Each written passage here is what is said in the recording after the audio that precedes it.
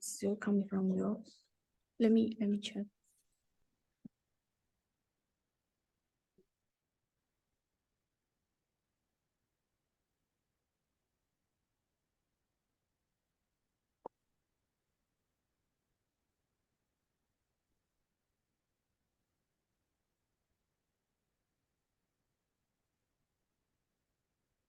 Too many options.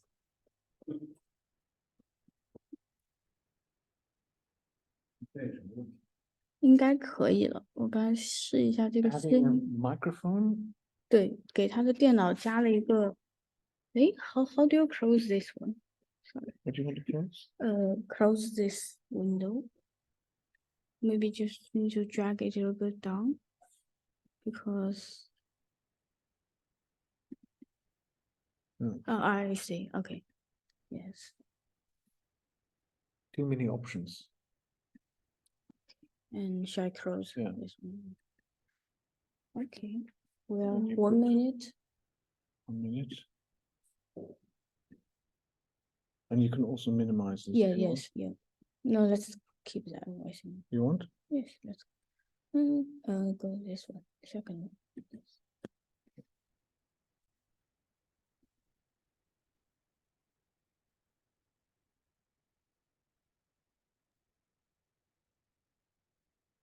And I also printed out this abstract if you want to brief into the note. Okay. I think you should just mention the titles. Right? Okay. Yeah. Wilfred, Yes. Yes. your screen share is frozen on my screen. Oh. Oh, yes, on mine too. Yes, Maybe- because we stopped sharing. Interesting. It's still showing it as sharing, just frozen. Maybe you could start will- sharing and stop sharing again. Resume sharing. Stop sharing. Oh, Okay. That's good. Okay. Okay, then I'll share Thank you. again. Thank you. Okay. Okay, so we can actually start on time. I would like to welcome everyone to the second session of this third conference.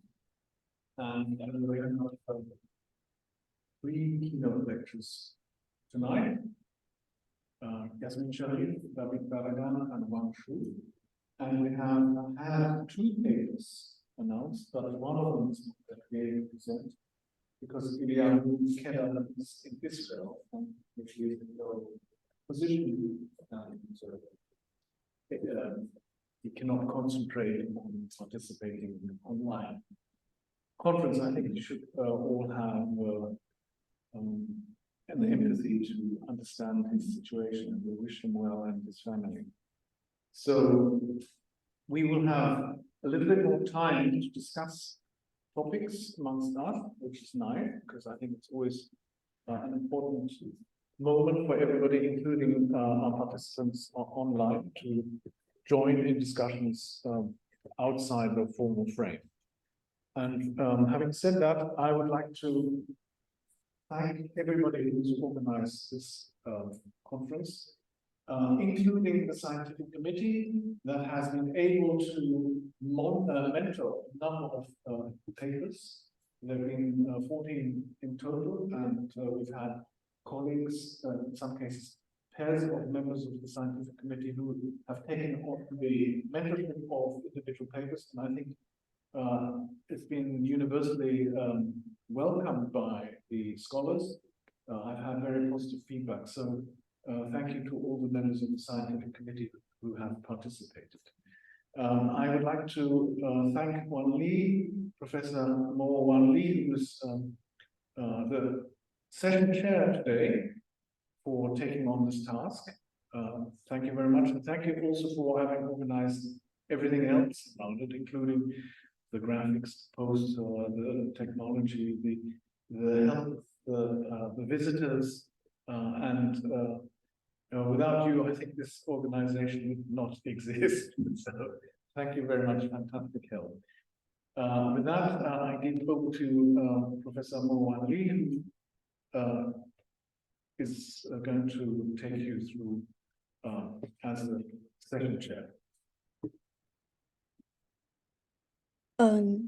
Thank you very much, Wilfred. So, as Wilfred has introduced, I'm Professor Mo Wan Li from Tongji University, and following last night's keynote presentations, papers, and discussions, I'm very glad to be tonight the chair of tonight's session and continue our conversation on architecture as built criticism. So last night with architecture projects from China, Africa, South America, and Europe, the session showcases how architecture itself could be a criticism toward the dominant socio-economic cultural condition. I'm confident that tonight we'll have more evidence showing the critical strengths of architectural projects. But with that being said,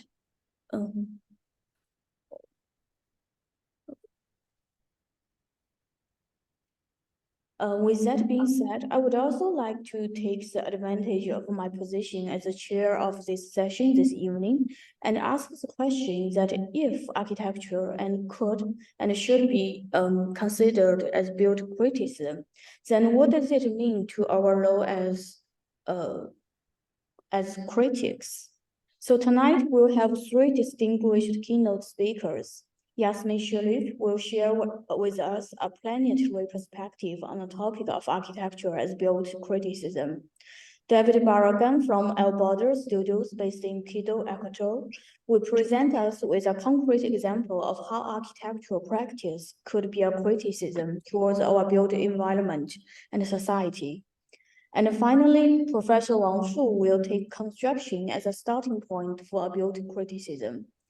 And between the keynote lecture, we also have, originally, we also have two colleagues presenting their research on the topic. Maria Varela Bernbay from Argentina will share with us her thoughts between architectural criticism and politics, using El Bordo's architecture school. Using El Bordo Architects School project in Chile as a case. And we look forward to hear her reading as well as David's response to her paper. And we originally had another paper from Ilya Keller, who developed the study of the Austrian architect Raymond Abraham's Australia Cultural Forum in New York as an entry point into the discussion of the multiple lives of architectures, strengths and built criticism. But as Professor Wilfred has mentioned, unfortunately, he won't be able to join us tonight. So without further ado, let me please join me in welcoming our presenters. So our first speaker tonight will be Yasmin Sharif. So Yasmin is the director at the Dennis Sharp Architects based in London. She is a member of SICA Board of Directors. She was born in East Africa and came to London to train at the Architecture Association and the Bartlett School of Architecture. She is an architect, developer, and director of Dennis Sharp Architects with experience of working in the public, private, and academic sectors at the senior level. Yasmin has championed environmental and sustainable design throughout her career. She has won a major EU research award for sustainable design and collaborated with several leading universities and institutions across Europe to showcase best practice. She was responsible for the first RIBA conference on the subject Equinox 2000. As a non-executive director of the East of England Development Agency, she initiated sustainable regeneration projects, including the award-winning landmark East and First Site. So let's welcome Yasmin. And I'm going to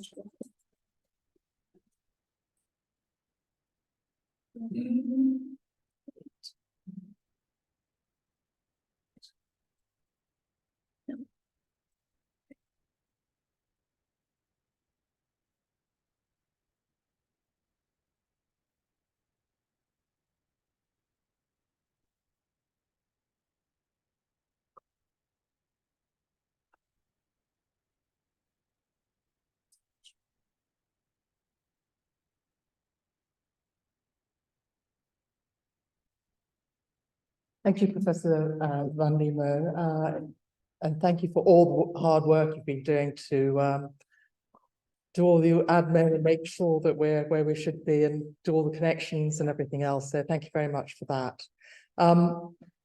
I wouldn't be here if it wasn't for Dean Lee Xingning.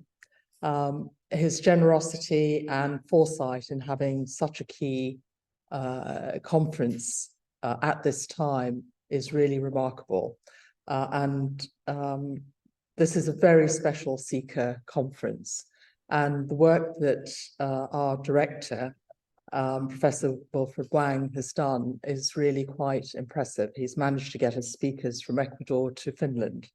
And it's no easy task. In English, we have a phrase saying it's like herding cats. So thank you, all three of you, very much for the work you've done. Architecture as built criticism is a very timely subject. We are at a crucial point in our development as a civilization, as a species, not a civilization, as a species. And if we don't change the way that we're building and inhabiting this world, the human species is hardly going to survive. The planet will carry on, but humans will find it extremely difficult. So I think it's really important that architectural criticism is viewed in terms of climate change and poverty. I believe those are the two critical issues that we have to focus on. And my view is from London. And this is a very sugar-coated view of London. And I use those words very carefully, and you'll see why in a minute. Our planetary perspective for our era really starts in 1966. And this view of Earth was beamed down by NASA from the AT3 satellite in 1966. And it was made public due to the efforts of someone called Stuart Brand. And for those of you who listened to Stephen Jobs' lecture or talk on Apple and what inspired him, I think you'll remember that the name Stuart Brand, he was the person who created the Whole Earth catalogue. And he had this vision that if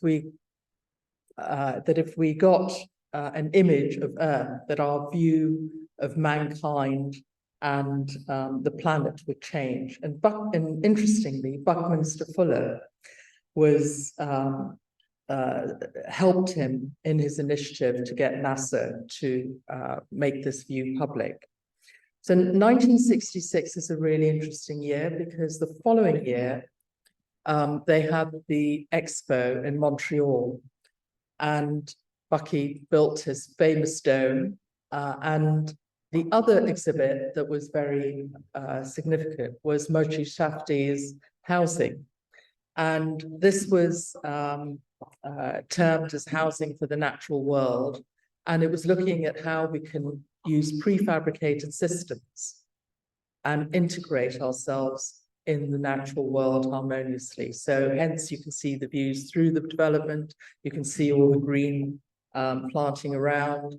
So this was over 50 years ago, and we seem to be coming back to these very same principles. Inside the Bucky Dome at the top, NASA had exhibits on the space station and their space program. So looking at the Earth from outer space was very much in everybody's minds. And as critics, I'd like to refer to some of the work of our former member, Michael Sorkin, who very sadly died of COVID recently. Michael was a very acerbic critic, and in an article in the Architectural Review in 2014, in a very few sentences, he puts the case very, very articulately.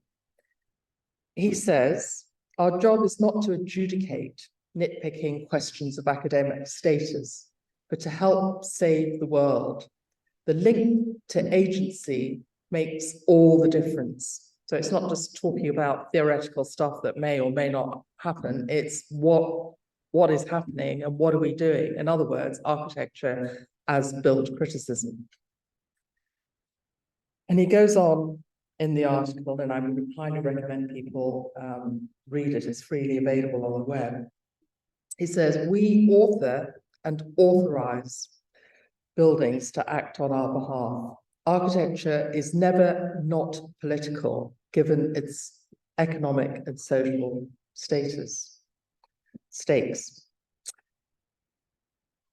And of course, a number of speakers have said architecture criticism is at an all-time low, at a time when we're delved with images. Most of the rhetoric is focused on what buildings look like, often belittling architects and what they've achieved. There's scarcely any criticism of how architecture performs or how it shapes our lifestyles. Architecture as built criticism has been gagged. The neoliberal brigade carry on cashing in. Buildings are being more and more outdated, uninhabited. They're glittering edifices of commerce. So we have to change that. And we as critics have the power to make a difference. And we really, really need to make a difference.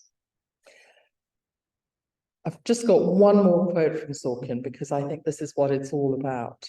Sorkin highlights that the main issues confronting the planet are distributive, i.e., the apportionment of resources and equity. So why are we such an unequal society? As I've said, my perspective comes from sugar-coated London. And England, of course, had its empire, and its empire was built on the East India Company, slavery, sugar, and the sugar-coated buildings in London that you can see were literally from the proceeds of slavery, sugar plantation, indentured labor. So all that glitters in the financial district of the City of London, almost all of that has its origins in blood money. The flag in the middle, which you all know, is very similar to the East India flag, astonishingly similar. And of course, we know what the inequalities in America are and the racial divide there. And of course, America used to be a colony of Britain. But we're all interconnected. These issues are not issues that are Britain's problem or America's problem. It's all our problems. As we've experienced with the COVID-19 outbreak, we are all interconnected. And what happens in one part of the world affects us all.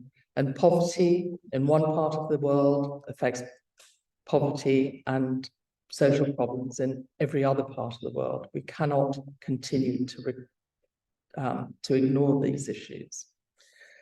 People forget that London was not paved in gold. All this money that was coming in from the colonies only went to something like 10% of the population. London, until recently, was pretty filthy, polluted, and full of very poor people. And in fact, the politicians didn't realize how poor the people were who lived in London until somebody called Charles Booth did architecture as built criticism, went around the streets of London mapping what the poverty was like. And as you can see from one of these maps, the whole of the monochrome area is where all the very poor people lived. And on the map, they're branded as the lowest class and a semi-criminal. So there's this assumption that if you're poor, you're a criminal, you're a thief. And those assumptions carry all the way through when you see people who are Black, and being stopped by police, it's because they think they are thieves. This is ingrained in our culture, and we have to change this.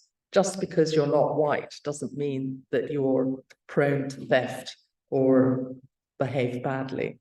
In fact, I think history shows that those who weren't black or brown were the ones who stole the most, as we can see from the glittering edifices in the City of London.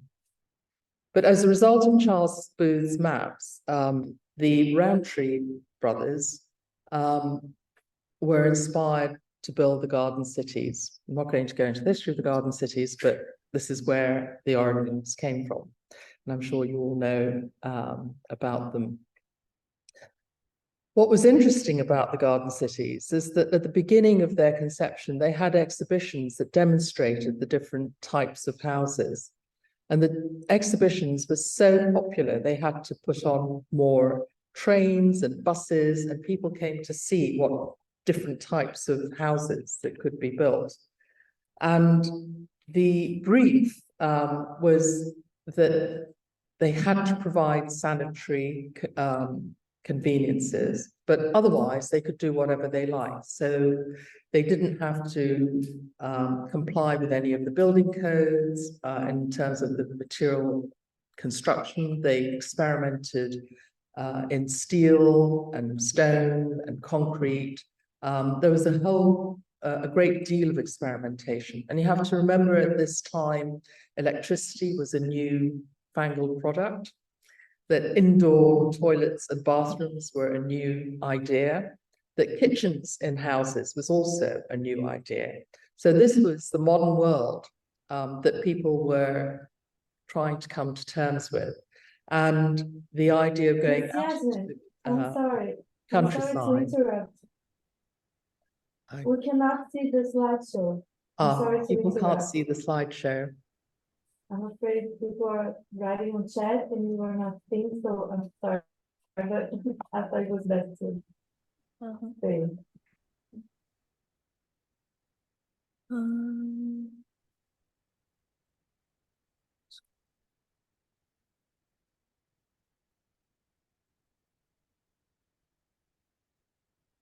Can you see now?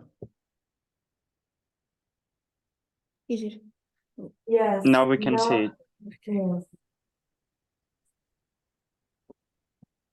Thank you.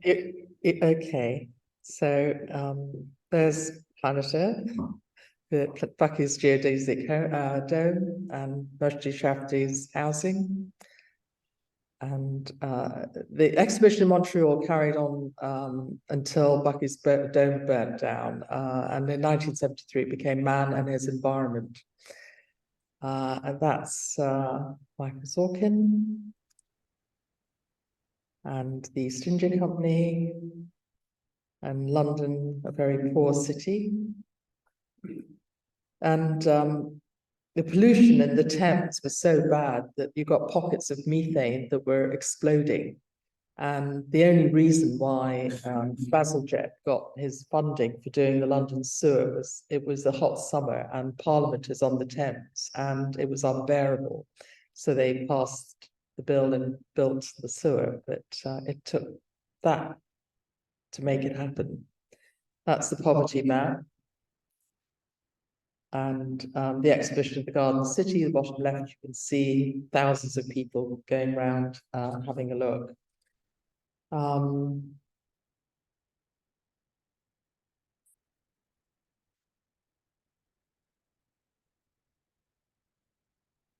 So the Garden City exhibitions were really architecture as built criticism. People were going around having a look at the framing, the cheap walls, the foundations, the partitions. They could see what they liked, the combination, and they were very, very, very successful. The Garden City idea was so successful, it went all around the colonies, including my hometown of Nairobi. This is some of the adverts on the Garden City exhibitions. So this is my hometown of Nairobi that was built, was designed by Thornton White. in 1944. Thornton White was based in South Africa, where there was apartheid. And Kenya had become a colony, and Nairobi was chosen as the colonial city in 1920. And because Britain went into a war, Thornton White wasn't commissioned until 1944. And the question that the British had was, were they going to put apartheid in Kenya? And Parliament voted against it. But what they did was, the plan was a segregated plan. So if you were an Indian, like my family, my family couldn't buy property in the European area. And if you were an African, you couldn't buy property outside the African area. So it was all very segregated, but in a very insidious way. And the attitudes towards the different races was hierarchical. So the Africans were meant to be stupid, the Indians were meant to be less stupid, and the Europeans, of course, were meant to be the superior race. And the superior race, of course, had a queen, and now we have a king. And he had a great vision of Britain, which he published. And that vision was one which I nicknamed Jam in Jerusalem. It's a very quaint vision of what housing should be. And he built a little village in his duchy called Poundbury. I think the name is quite interesting because if we go back to what Michael Zorkin was saying about who benefits, who has the money. So Poundbury is who gets the pounds. And the government set up something called the Building Better, Building Beautiful Commission. And it was headed up by someone called Roger Scruton. And his claim to fame was that he had designed his garden shed. And he was in charge of this commission. And the public have voiced their opinions. I couldn't find this on the web again, so I think they've taken it off, but somebody had shown what they thought of these buildings. And one of the developers who built a lot of the housing here last year reported a profit of £1 billion.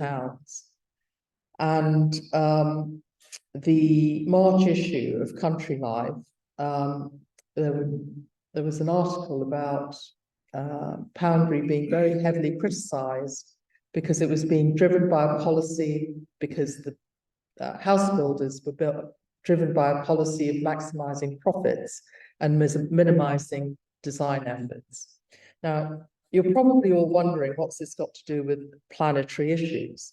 But I think these issues about commodifying housing run through almost everywhere on this planet, and it's causing enormous problems in terms of who gets what and how and what our quality of life is.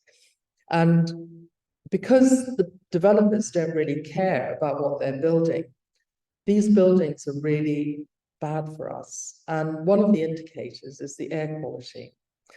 So London, it has one of the worst, it's one of the most polluted cities in the world for nitrogen dioxide, as you can see from this graph. And those pictures I took just last week. And I'm constantly coughing in London, and that's not because I've got any disease other than it's just the pollution. So the air quality is really bad, and it is in many of our cities.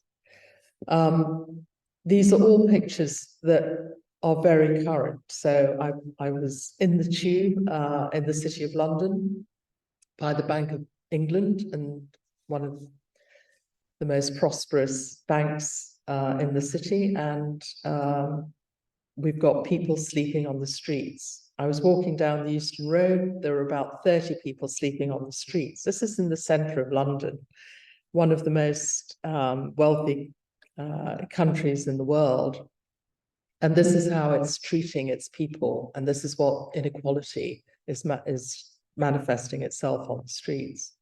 It's also manifesting itself in our water quality. I don't know if you've heard, but the news just before I left was all about our water companies just dumping sewage in our rivers. And here you can see what happens. In terms of our landfill, we're just burying it.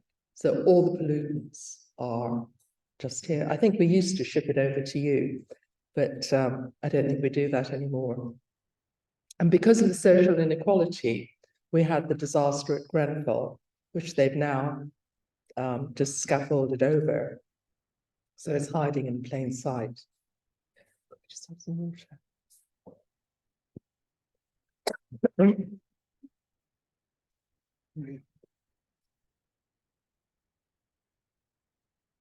Thanks.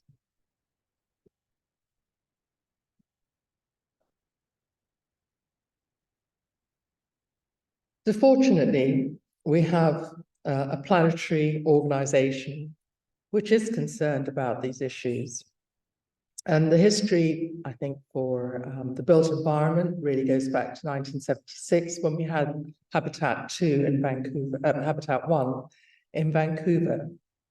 And this was the declaration from Habitat 1. I'll just let you read it very quickly.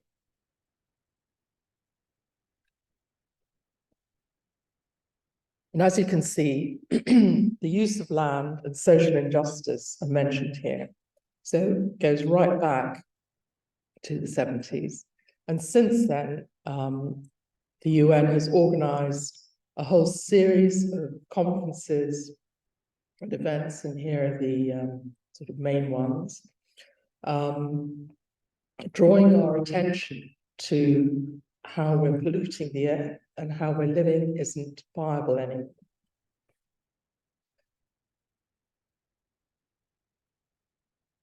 And we can see it. We have tons of planetary images that we can just Google up, and it's all lit up, glaring at us, and we need to do something about it. A few people have tried, but their efforts seem to have got forgotten. And I'd just like to remind people about Richard Rogers' initiative towards an urban renaissance. They covered most of the key issues in that. Of course, there was Al Gore, who did An Inconvenient Truth. And it took a 16-year-old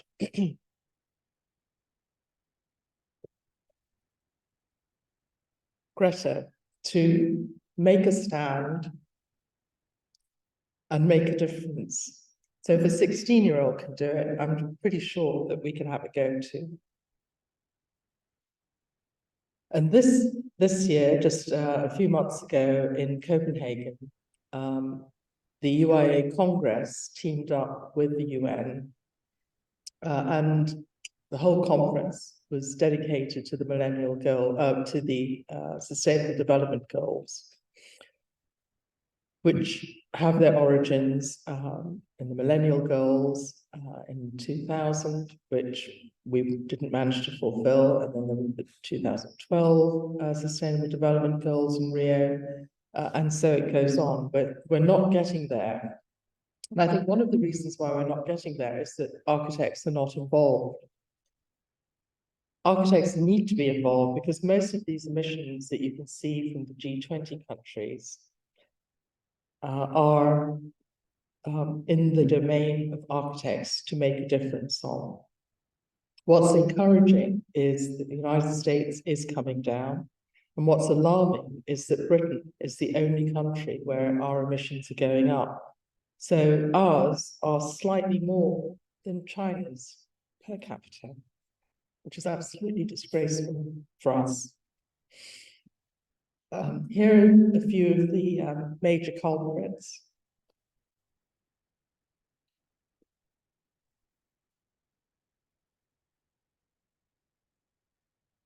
Most of the really high numbers are in America, and the research shows that it's because of their very large footprint. And the solution is to improve the fabric and the way that we do things at the moment. If there's a limit to how much we can improve our fabric and carry on doing things as we are. We need a step change. We need to be looking at things in a very dynamic way that isn't just improving on what doesn't work. And there have been some really interesting initiatives. In 1976, Paolo Soleri was bought the land at Arcosanti and started building the world's first arcology, which is architecture and ecology. And for those of you who are in America, please go and see that. So it provides a very good example of how you can integrate institutions and farming into a city. In England, we had a experiment called BedZ, and it had a lot of problems, but it was a really inspiring initiative that brought the community together, and the focus was on living environmentally, efficiently.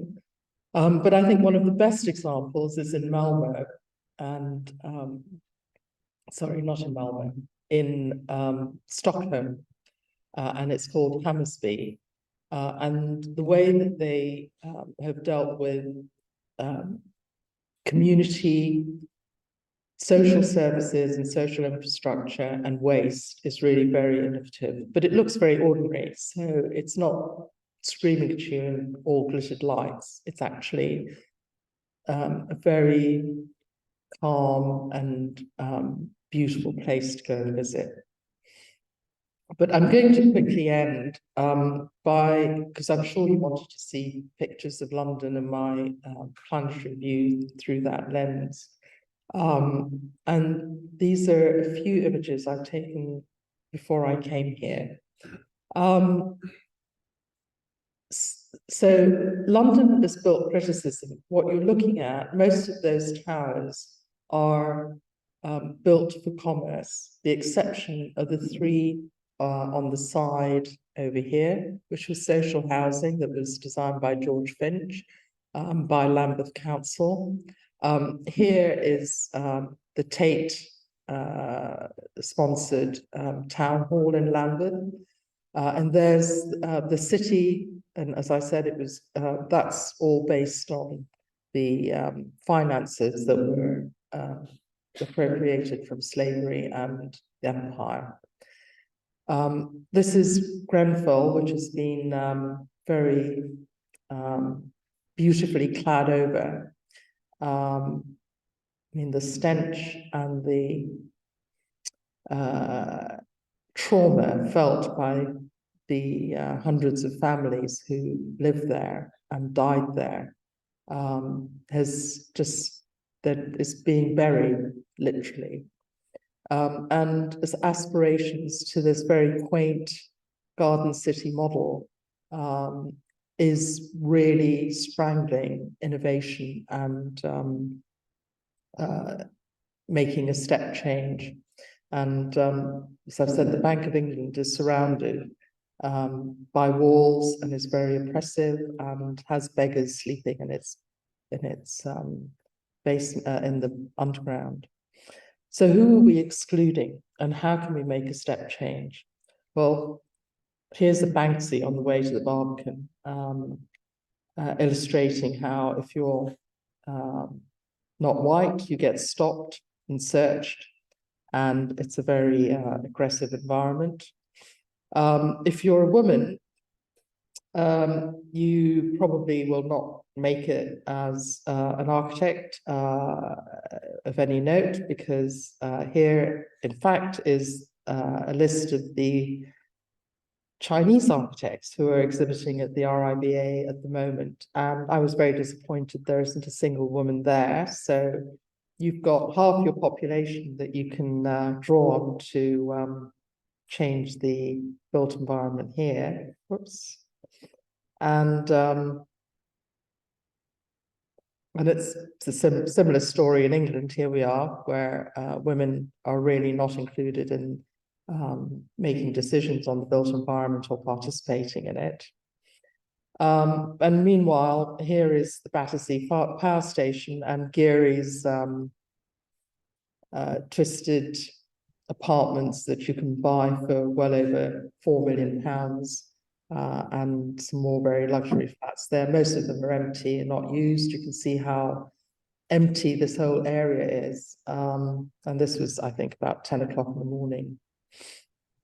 So I'm going to leave with this slide, taken again at the Barbican when I was there a few days ago.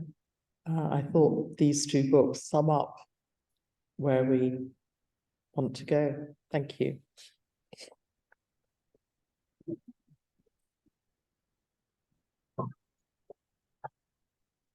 Thank you very much, Jan, for your wonderful lecture and also taking us maybe go beyond the scope of architecture, but also into the urban and also the planetary view of looking at this topic of architecture as built criticism.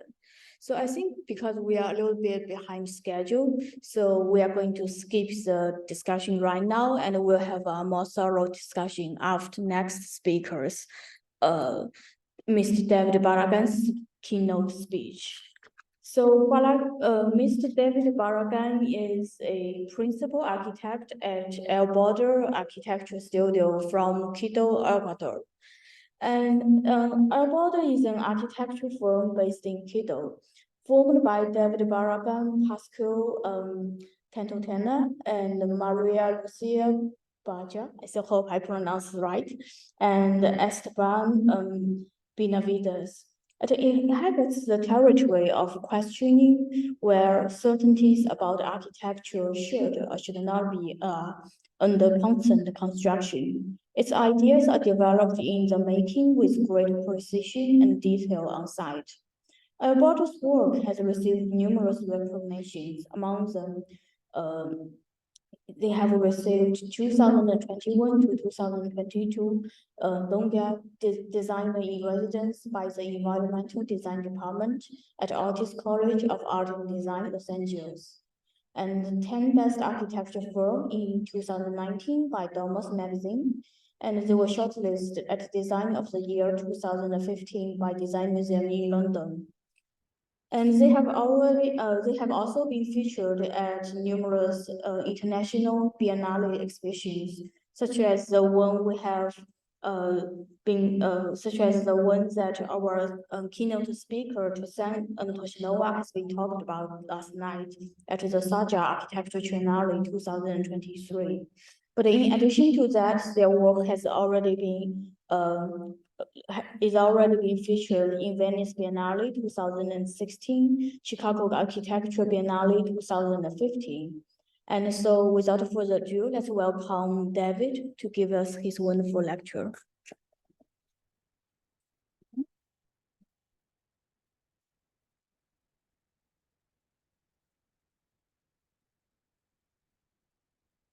And you hide this. Yes.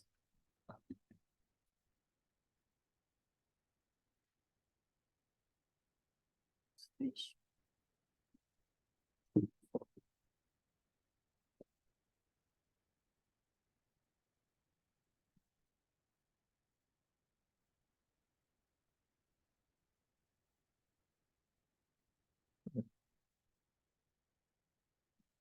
Hi, everyone. First of all, I wanna thanks to Professor Li Xiangyin for the invitation, Professor Wilfred Wang and Professor Mo Wan Li for all of this coordination to this event. We really appreciate the invitation to be here and to share our adventures and misadventures with you. Okay. The topic for us was really interesting when we talked with Wilfred about what we can present today. And he told us that he really wanna show or he really wanna share with the others how we face the practice, how we face architecture as a build criticism. Sure. No, we are sharing. No, it's not showing Ah, in okay, the okay. Zoom. I'm going to share again.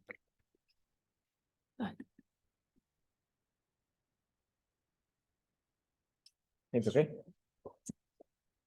So first, okay.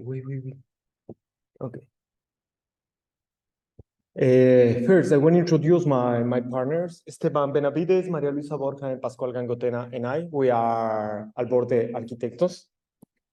It's really important for us to see, to show you where we are. We are in the South America, in the middle of the world in South America. We are a really tiny country. Our population is around 18 million of people, just 18 million.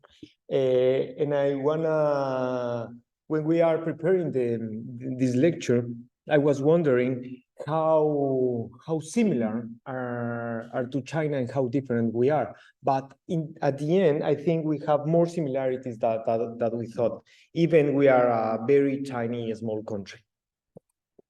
When I decided the topic, and I choose two projects to present today, we were thinking about what are we doing the whole days, how we are facing the practice, because the development world, the development in the world always push you to moving forward. But when you are moving forward, sometimes you forget to looking backwards. And for us, it's very important to looking backward, because when we are studying architecture at the school, all of our reference were from Europe and were from North America, or even from Japan. But we didn't have local reference. We didn't have Latin American reference. When I studied just Oscar Niemeyer in Brazil or Luis Barragan in Mexico, no more reference from architecture. So I consider we have a big lack of identity in the architecture that we are producing in Latin America. That's why for us it's really important to always moving forward, but always looking backwards. So I want to present you Cerro Blanco Protected Forest Master Plan. I think it's really, really important to understand the scale of the project, or the scale of the reserve. Guayaquil City is the second city in Ecuador, around 3 million inhabitants, and the forest is 6,000 hectares. The city is 36,000 hectares. Look at the size of the protected forest compared to the area of the city, and how important it's to protect this area, and how weird was for us that nobody knows, or just a little bit people knows about this reserve. Before we were commissioned to develop this master plan on the first project, we didn't hear about this protected forest, and in Guayaquil just a few people know. But the main problem is the urban sprawl that is going to affect the forest, but not only the informal urban sprawl, also the formal urban sprawl. The pressure of the city, the pressure of in one side of the slums, and in another side the developers are creating a big pressure, and the NGO that is in charge of the forest is really, really worried. So we saw this, and we try to understand that we can face this kind of project, trying to create more borders, or trying to build a strategy of protection. We saw all of the menaces, and we use it as part of our design, as one of our forces. So the main menace here in the formal area is the construction of big private housing developments, gated community especially, and also different kind of shopping malls and stuff like that, and places for do all of this shopping. So we understand that maybe if we create a buffer, a gathering and exchanging buffer, we are also understanding that the main problem could be a solution. The main problem here is the necessity to space for any different kind of exchanges, commercial exchanges.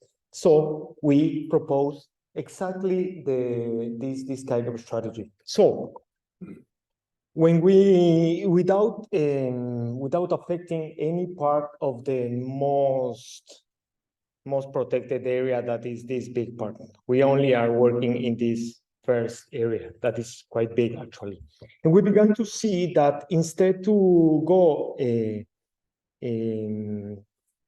instead to deny this commercial activity, this commercial necessities, this commercial vocation, we decide to create these kind of experiences. But how we can face this inside of the forest? That we begin to understand that maybe look at points on open market, commercial centers, offices, community centers, visitor centers, and different kind of projects could be spread in the forest, and also invite people to visit the forest. And if you visit the forest, you could know the forest, and also you immediately began to protect the forest, because one of the main menaces is the new highway to the airport that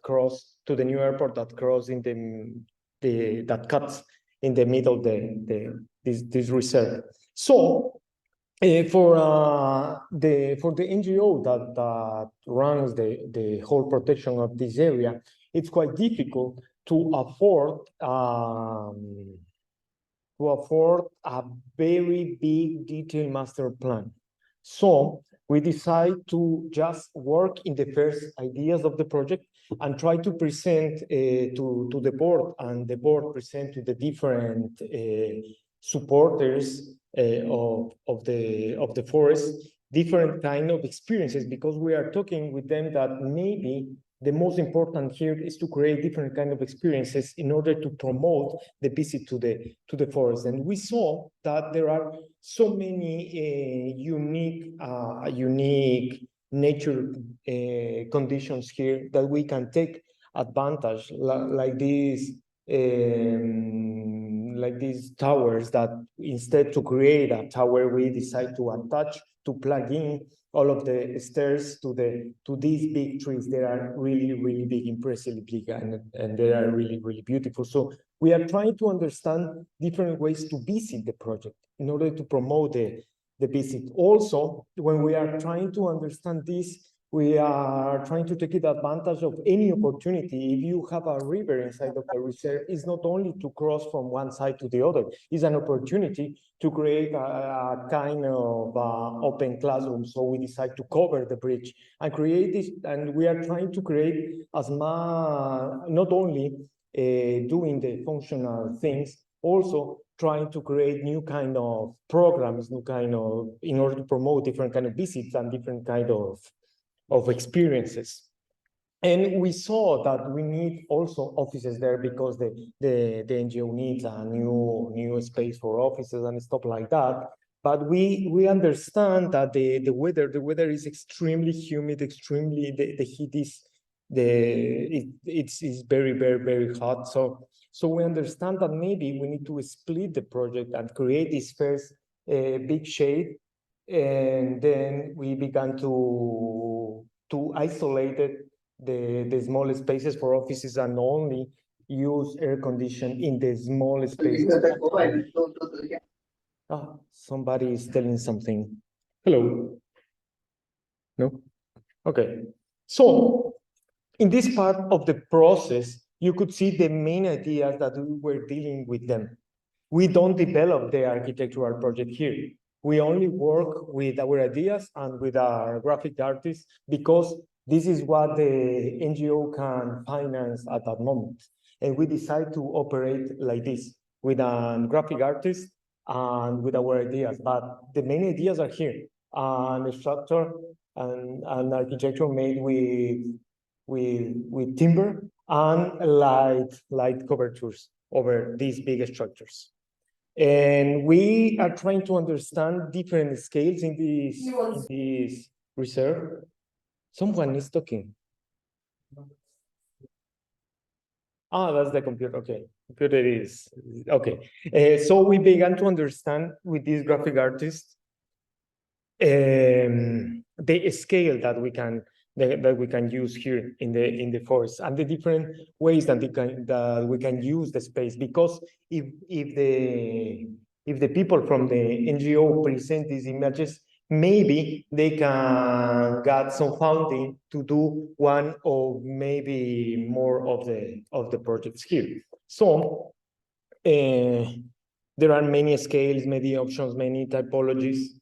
And the first sponsor was Holcim, this big multinational concrete enterprise, and of course they are going to fund the project, but with concrete we only can do foundations in a place like this. It wasn't good if we are planning to do, I don't know, maybe kind of big walls or maybe bigger structure with concrete. So if we have a very big sponsor that the main product is concrete, maybe we began to think that we can create something that highlights the concrete. And we began to experiment with them because in Guayaquil, they have a very important innovation center. We don't have access to any kind of this material research in the universities in Ecuador. So this was a very big opportunity for us to develop a different kind of strategy. So we proposed them to work with this kind of concrete canvas, and we began to explore different textures, different weights. And here Malu and Esteban, they traveled to Guayaquil to direct the whole research. The guys behind are the engineers of Holcim, and we began to understand that maybe it's possible to have a very lightweight concrete in this projected in this fabric. The weight is only 1 centimeter. So we have the opportunity to try a lot of formulas about the best quality of this concrete. Also, they began to measure the impact, the footprint, and little by little we began to do a bigger and a bigger test. And finally, we built the first project because they were very enthusiastic about the opportunity to try different ways to build in this kind of conditions. If we don't propose maybe the main concrete canvas for the project, maybe for them it wasn't really interesting to support the project. So it was part of our strategy to understand who is behind the project and how we add to the project its strengths. So also I want to share with you a bit of the process, because for us it's really important to understand the project in models. I know the technology right now, you can avoid all of this model process. You can avoid, because you have a lot of technology in order to avoid all of these kind of things. But for us, it's really important because we also develop the engineering strategy and we also develop the construction process. We are involved in all of the stages, and when we are working like this, you will see the same details in the reality. These models are not models for. These models are very structural models. We really understand how are going to build. It's really important for us because the whole time we are trying to discover different ways to build and trying to take advantage of the opportunities that we have at hand. So keep this image in mind, because the final project is exactly like this, in the same good kind of the same good. Also, when I said we are looking always behind, is because we are always trying to work with local materials. We are always trying to work with local techniques, with the most easy technology that we can build. Also, we have no problems. We are always trying to cut all of the efforts. We're always trying to understand in the construction. For example, in this part, you can see all of these parts that we can cut, maybe, but it doesn't matter. It's an effort if you cut and you don't need it.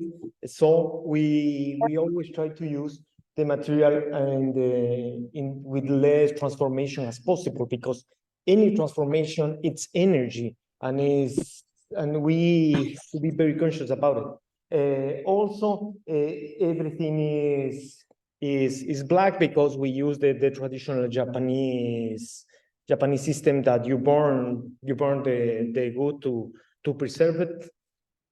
And this is the construction. This is the model. You can see the similarities. Also, you can see the joints are quite similar. We do all with the engineer. We present our models to the engineer, and we with him try to understand what's going on with the structure. It helps us a lot to understand these kind of structures, because the majority of engineers only calculate the structures with concrete and with steel, not with wood. It's quite difficult to find an engineer in Ecuador to calculate our structures. So this is the construction site, and finally this is the project. The 6 months of the year it's quite dry, and the other 6 months it's very green. This is the view, and we decide to use this place because it's the best way to move the new sponsors to see the view and try to find more funding. That's why the CEO of the NGO designed to build first this pavilion, this viewpoint. And also for us was important not only to build the viewpoint, also build a place to stay, a kind of open classroom, because there are a lot of students that visit this forest. And this is the final project. Also, you can see more pictures in the website.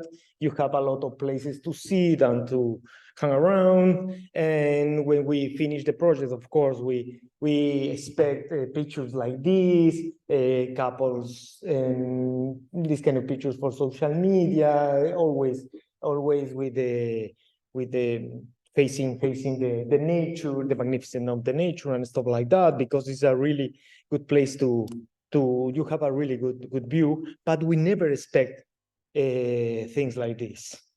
Now a company called Magic Picnic rent this place, and they have an agreement with the forest, and you can ask to marry to your partner here. And for us, was quite interesting to see this kind of different ways that the project is used, because for them this is important. This is a really important place to do this, and also is a way to promote the conservation. For us, is a way to promote the conservation, and for the forest, this is really important. So, in the other hand, we have the informal, but for the informal, they are negotiating with the municipality. So we only develop a few ideas. Also, again, with our graphic artists. The main problem is all of these slums, all of these shanty towns are little by little, as you can see, 2004, 2018, blah, blah, blah, are moving to the limits of the forest, and they are quite worried. What usually a municipality do is to create big walls, and in that way stop the growth and also create a big tension. This is a really big problem. Day by day, they are increasing. And we saw this as an opportunity to create a productive and social buffer with a lot of program in order to organize and create different kinds of cultural programs, housing, sports, and many solutions that slums like this are lack of. Because this is the reality. This is the slum that is little by little arriving to the borders of the protected forest. So but always these kind of settlements are completely neglected in our society. But this is why is really necessary a solution. And the foundation, the NGO, negotiate with the municipality these ideas, and maybe sooner or later they can have an agreement to do something. And I don't know if I have time. I have time. So, sorry. Yeah. So the other project is completely in the opposite side. This project is in Quito, Ecuador, in the highlands, and I decided to present single family housing because usually these kind of projects are not seen as important to create a transformation or to create a speech about something. That's why I decided to present it, because for us, it's important that every opportunity, every project is an opportunity to make a stand, to make a difference, to create a speech. And I really want to introduce this project with the client, because usually in architecture, we are not used to see the clients. We are not used to humanize it. We always see beautiful pictures without people. But on the other hand, all of the renders have a lot of people. He is the owner. He is an ecologist, and he works in cultural issues, cultural affairs, cultural programs, and something like that right now. And he asked for a house for him a few years ago. This is the site in the outskirts of Quito, just 30 minutes driving to the city. And he has this big plot.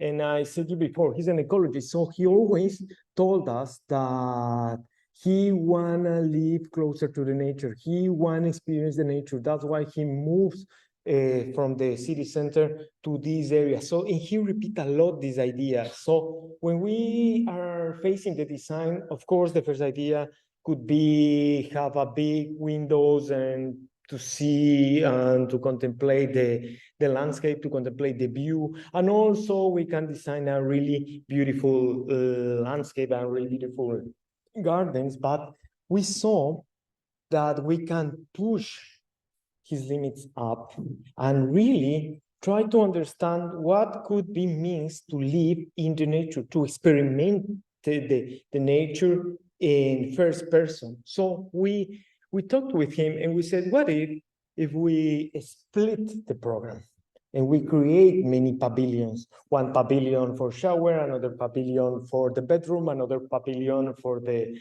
bathroom, another pavilion for the music, another pavilion for kitchen. And in the beginning, the first ideas was to have so many pavilions, around 7 pavilions, the whole house is split. So when you need to move from your bedroom to the bathroom, you need to face the weather, you need to face the rain, you need to face the sun.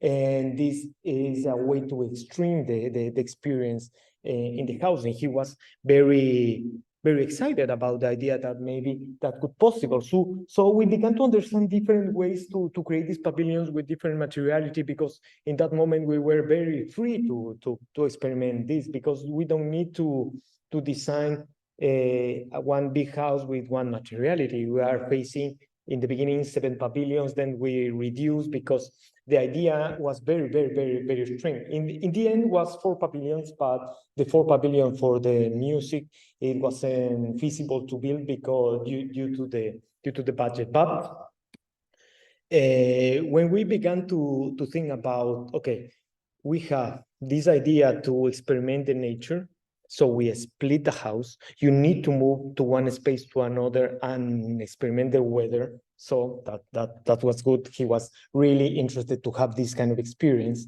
And then how we are going to build it. And we said, maybe we can use a very vernacular construction system that is these alive trees that usually are used to build fences in the Andes region.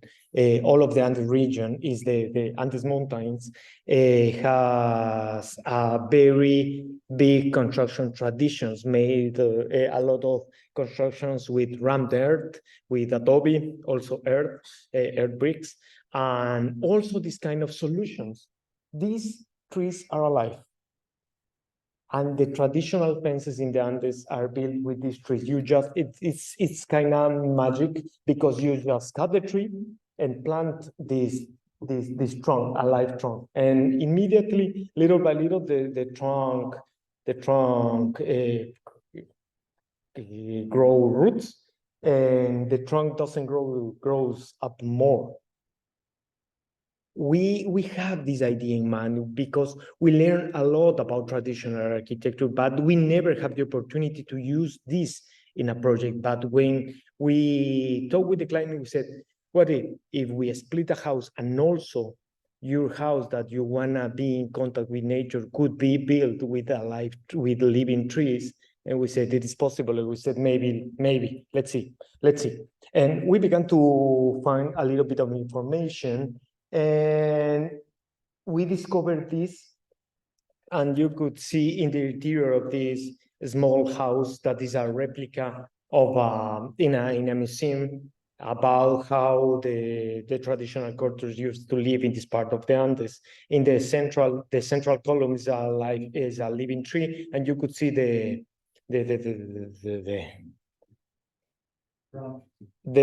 branches on the top. So you are not worried about to preserve the column. You are not worried about preserve the timber. You only need to water the column of your house. So we were quite amazed, and we said, it's possible, we can do it. Let's try with your house. So we began to draw many possibilities, and in the beginning, as you could see here in this sketch, we have the columns in the two parts, and just a roof. And he said, maybe it's too much.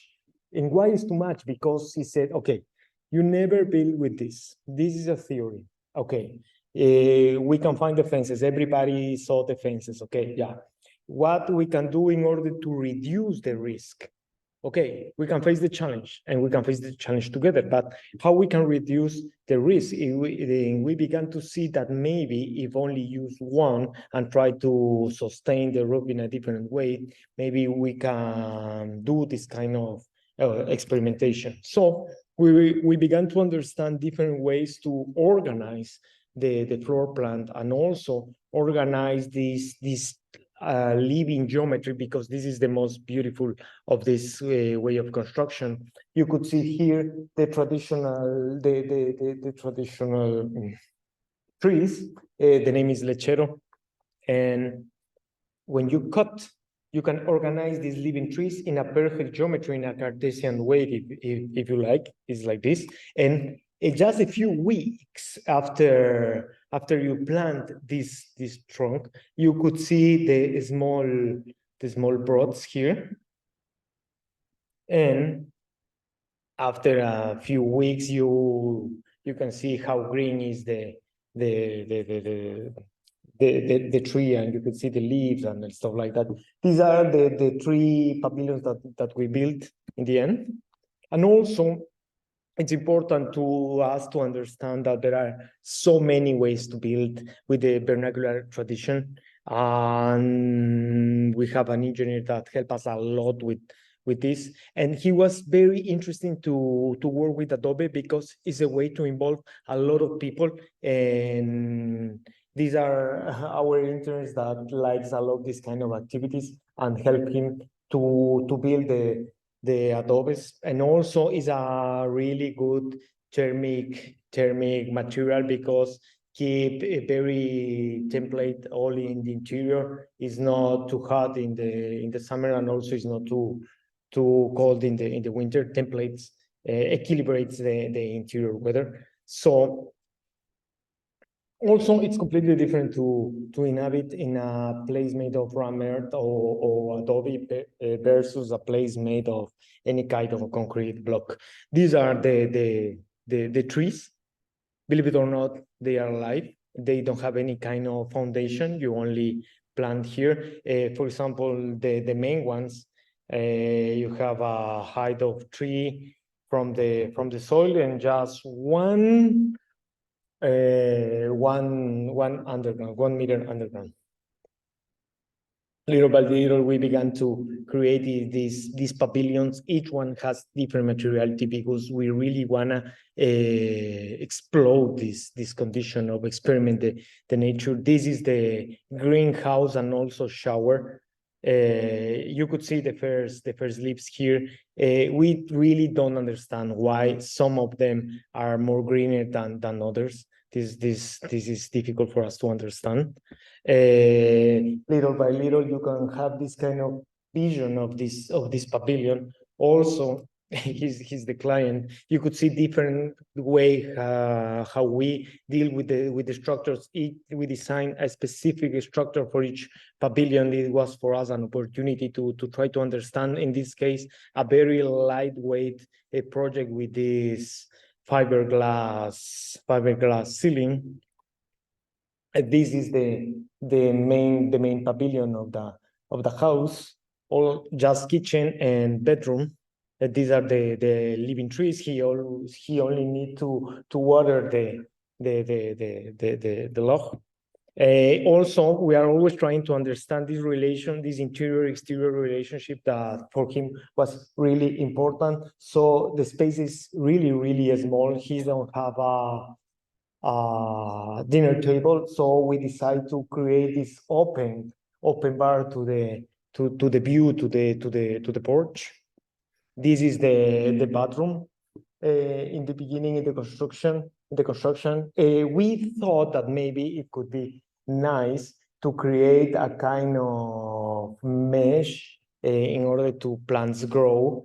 But when we saw this in the construction, we said, I don't wanna the mesh. I wanna the bathroom like this, completely open, and this is the final result. As you could see, all of the trees, all of the branches and the leaves are growing. And what we learned after to develop a documentary film that you could see in YouTube is available on our daily YouTube channel. It was first. Do you remember the story that I told you about these traditional houses? So this story is completely false, because when we do the interview with Inés del Pino, she was our teacher at the Catholic University. She's expert in heritage. She told us that this is not true. There was a theory, and this museum built this house with this theory, but no one have the real information. There is not research about this kind of architecture in domestic uses. So she said, it's really good to see that this technology could be used in domestic use. Maybe it could be used also in the long time ago, but there is not any research about it. That gives us also a very big wonder about how few we are research in our heritage information, in our heritage architecture. We are always worried about architectures abroad. We are always worried about what is happening abroad, but we are not worried about what is happening inside. Also, again, this case, domestic architecture, domestic heritage. The CEO of the Pre-Columbian Art Museum said the main problem maybe is because the heritage is focused on monuments. Heritage studies are not focused on domestic issues, and this is why we don't have information, because of course monuments are more picturesque than study a housing or a dwelling. And also, the main problem for us, if we don't research about technology, vernacular technologies, if we don't research about our heritage, if we don't research about our architecture, because it's the best way to build in our conditions, people like him, like Miguel, he's our builder. We don't work with a big company. We work with him. He's a craftsman, and he know how to build with his father, because his father used to teach you in the countryside, because he don't live in the city when he was a kid, how to build with all of these technologies, because the construction is an art form that father teach to his kids. They don't learn construction at any institution. They don't learn how to build at any school. Is our reality. They learn how to build with his father. So, and there are a few people in Ecuador, a few builders like Miguel, how to know how to build with earth, how to build with wood, how to build with rammed earth also, and all of these local materials that for us are the more sustainable way to build.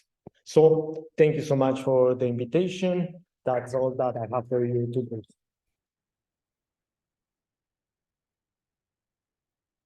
Thank you so much, David, for providing us with so many concrete examples of architecture and beauticism. I think it's very interesting that today our two keynote speakers, Yasmin has taken us to a planetary level perspective, and David is like taking us back to the ground level, and we're looking at the architectural projects again. So now I think we are going to have some time for discussion. So I'm wondering if there are any questions from audience here or our audience online. For audience in the meeting room, if you have questions, please raise your hand.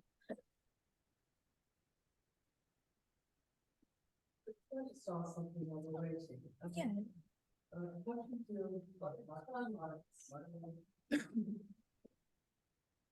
In the environment, do you have satellites or states, focus and wing in the house? No, there's no problem with the government because the trees, right? And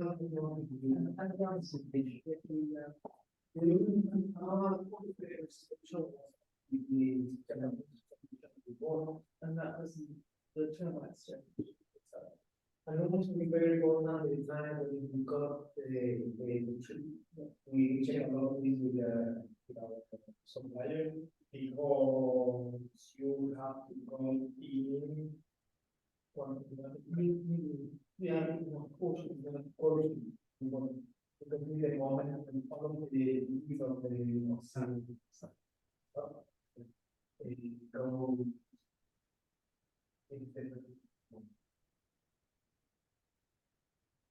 we use a kind of wow. For example, because they have all the door and also we use a special ones. Now we kind of tweaks, we go home without trying to wear and we have an injury that develops. We can buy a health store. Wilfred, yes. I have a question on the use of in the end, your lookout.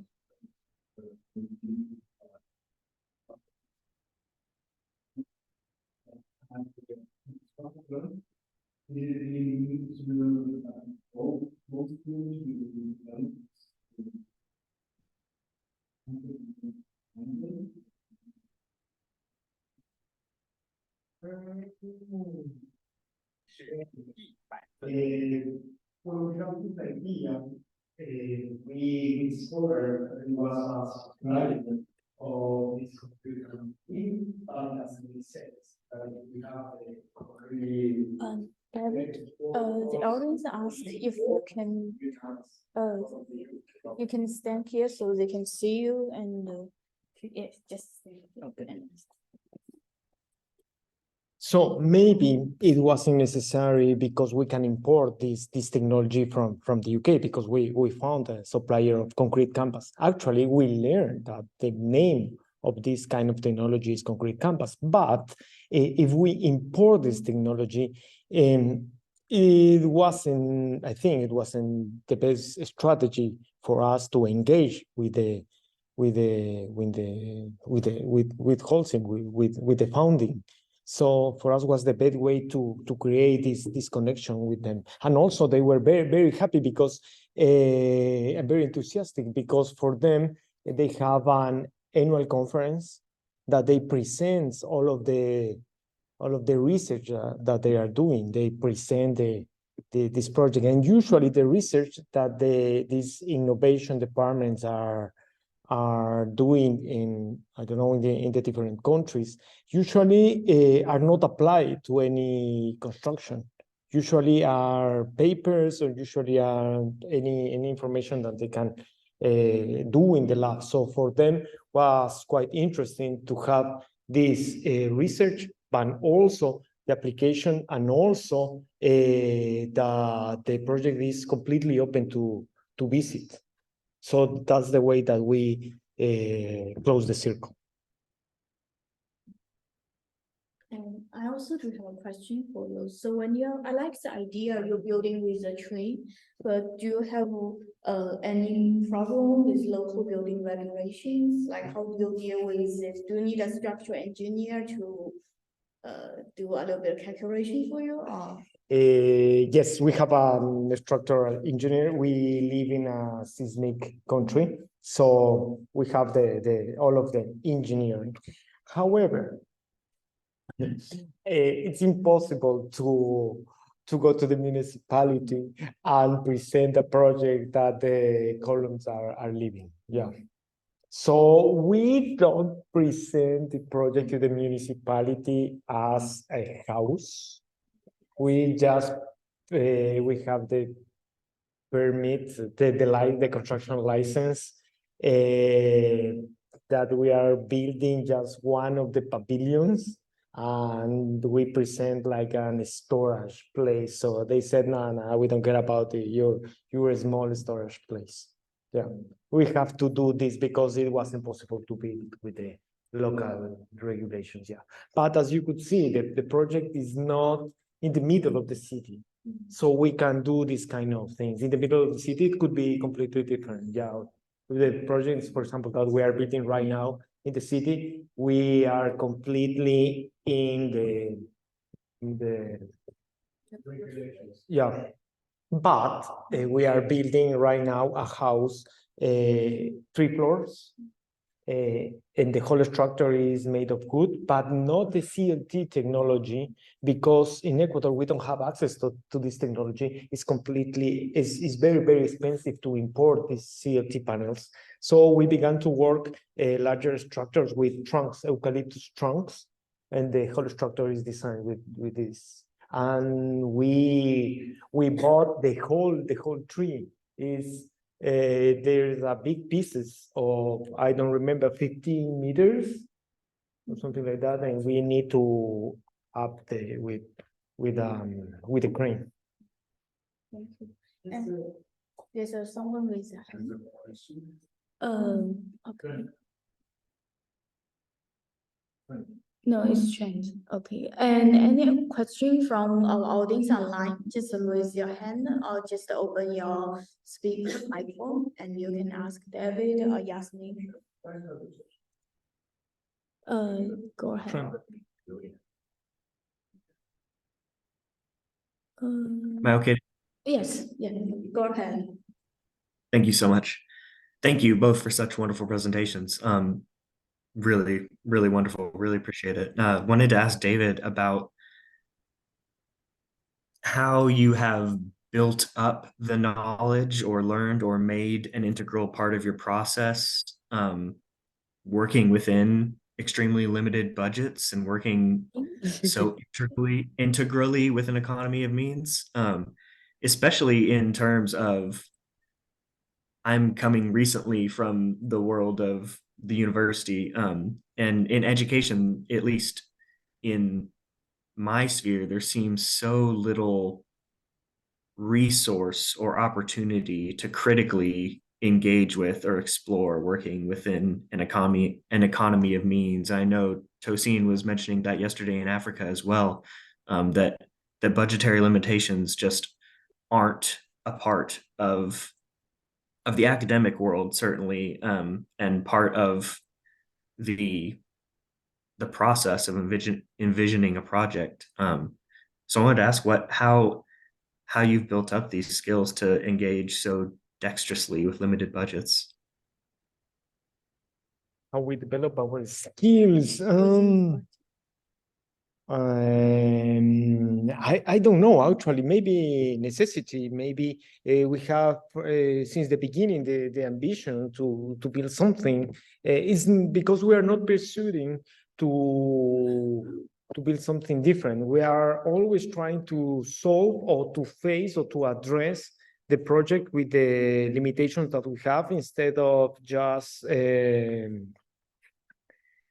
pretend that it's impossible to solve the problem. I don't know, but in the beginning was about this. Our first house is in Entre Moros house, a house made of rammed earth, and we have this always this passion. I don't know, because actually we don't learn it in the architecture school. We learn other stuff in the architecture school. We don't learn how to build. We don't learn about this kind of vernacular technologies.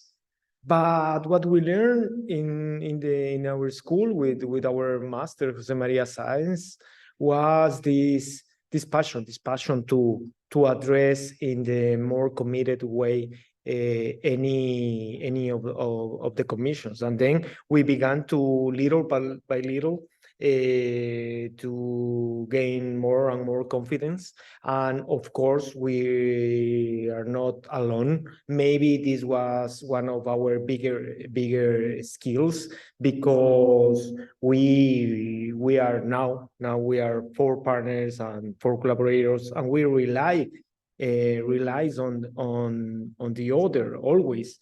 So we are trying to always to promote the personal skills, the individual skills, in order to be more strong as a team.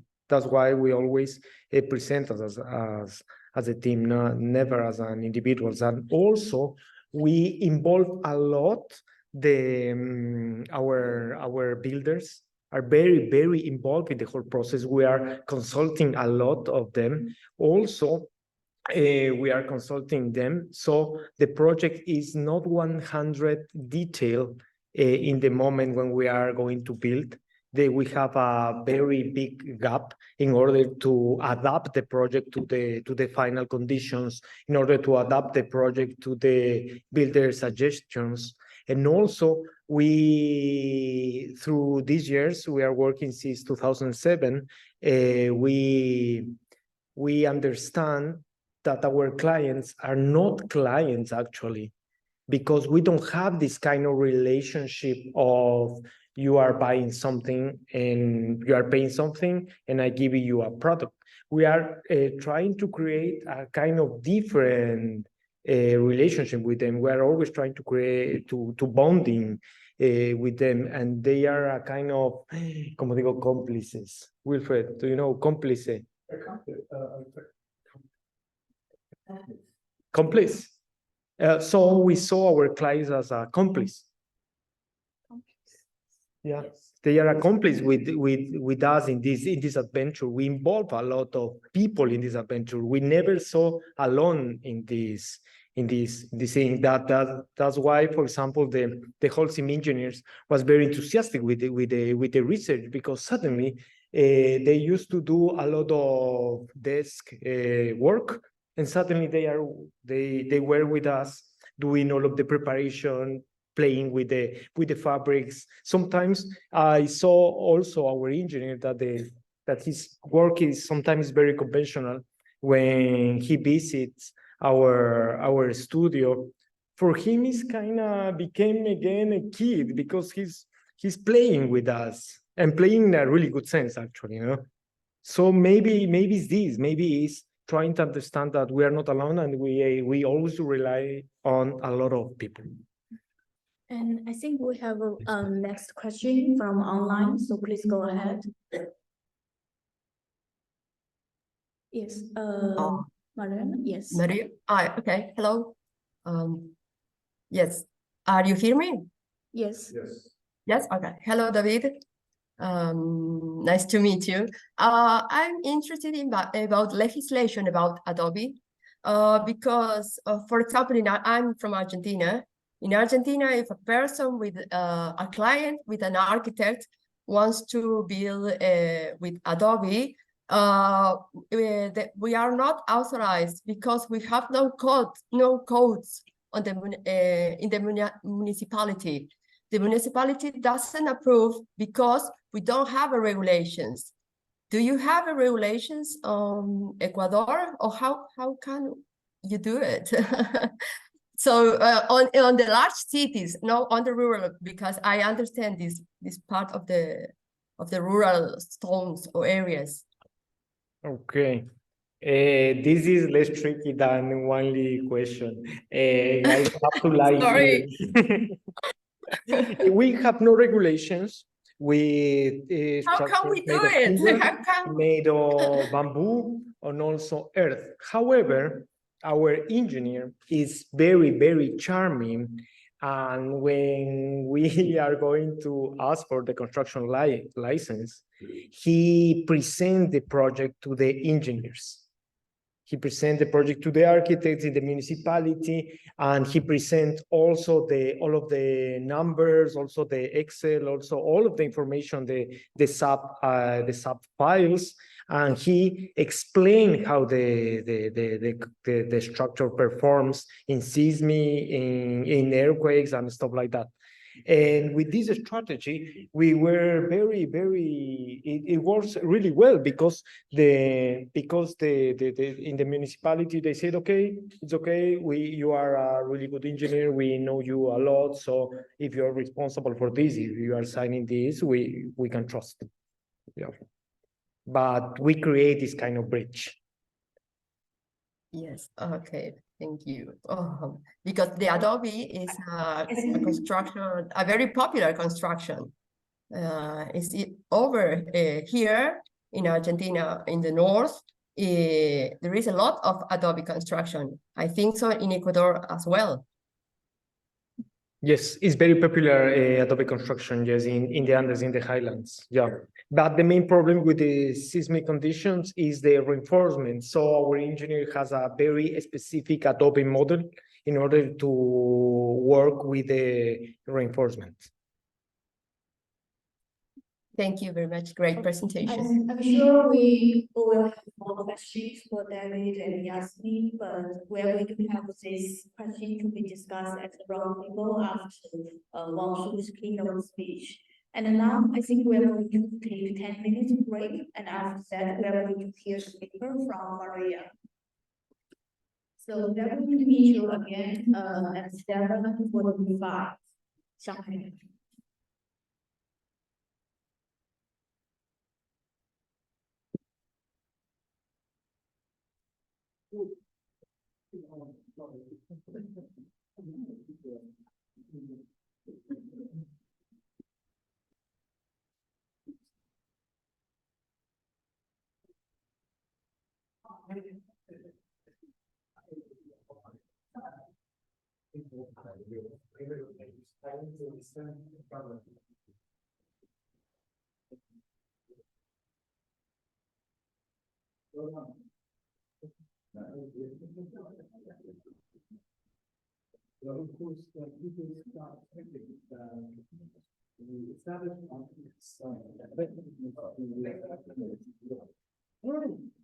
Yes, of course. We all, in that moment. A lot. It's not an honor.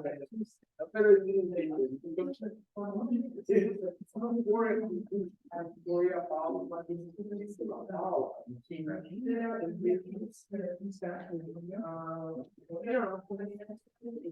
It's very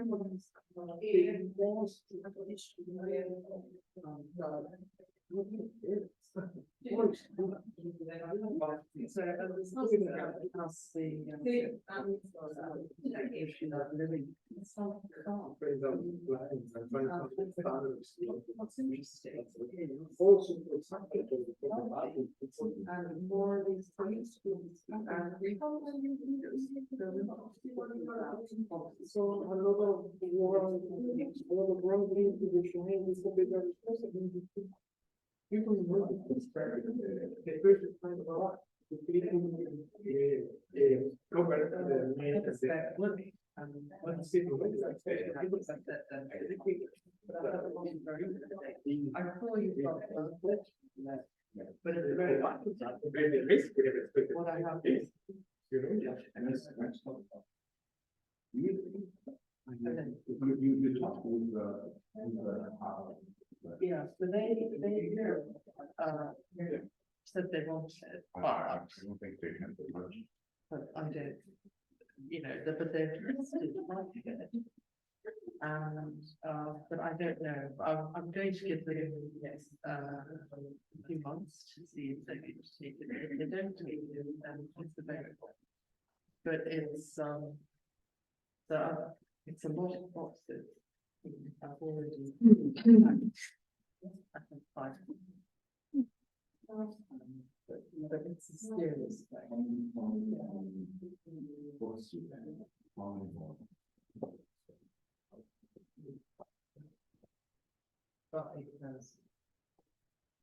But I saw you especially the Germans.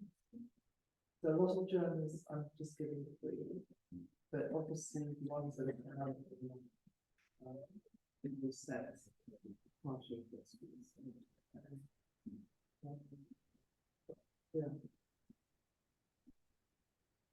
But I also have already people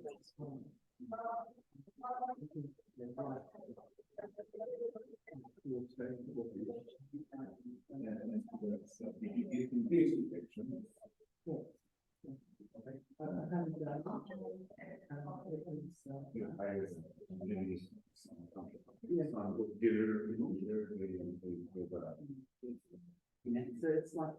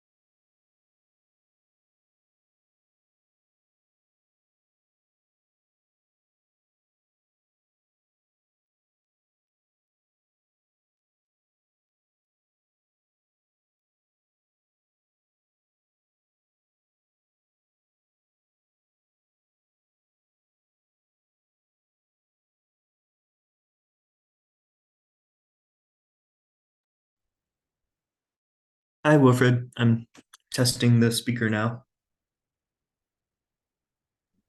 Perfect. The speaker is working now. Okay, good. Thank you. Thank you. See.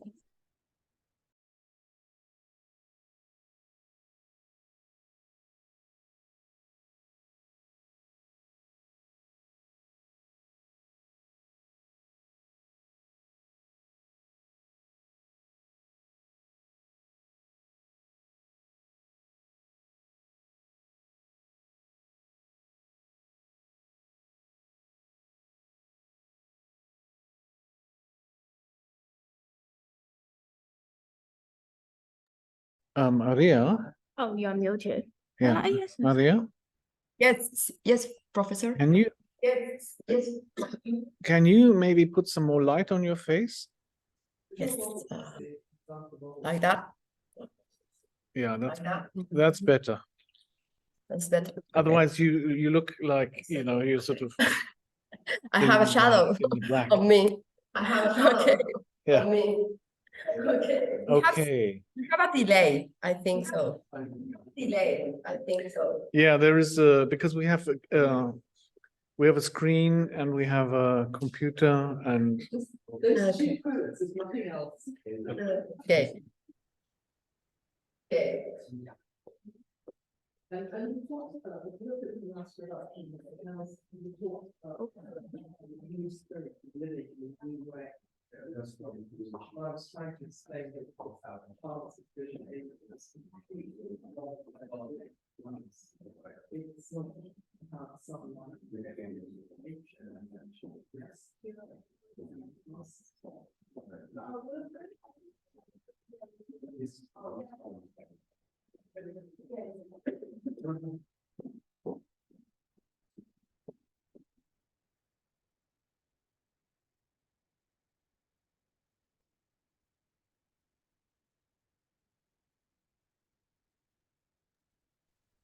Will we need to mute Wilfred's computer? No, I'm going to introduce Maria and then I will mute myself. Okay, so that echoing isn't happening.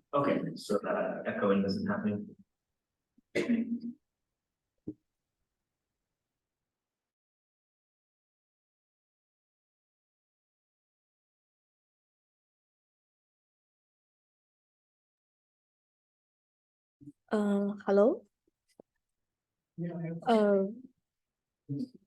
For audience online, we're just waiting for a couple of people coming back to the room here at Chongji, and we're about to start maybe in 1 minute.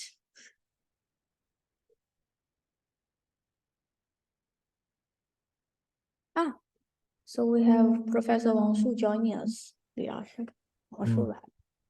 你可以说两句话试一下。 Hello. 他们刚到，然后在调试设备现在。 Hello, I'm up. Okay. Oh, how are you? Fine. Fantastic.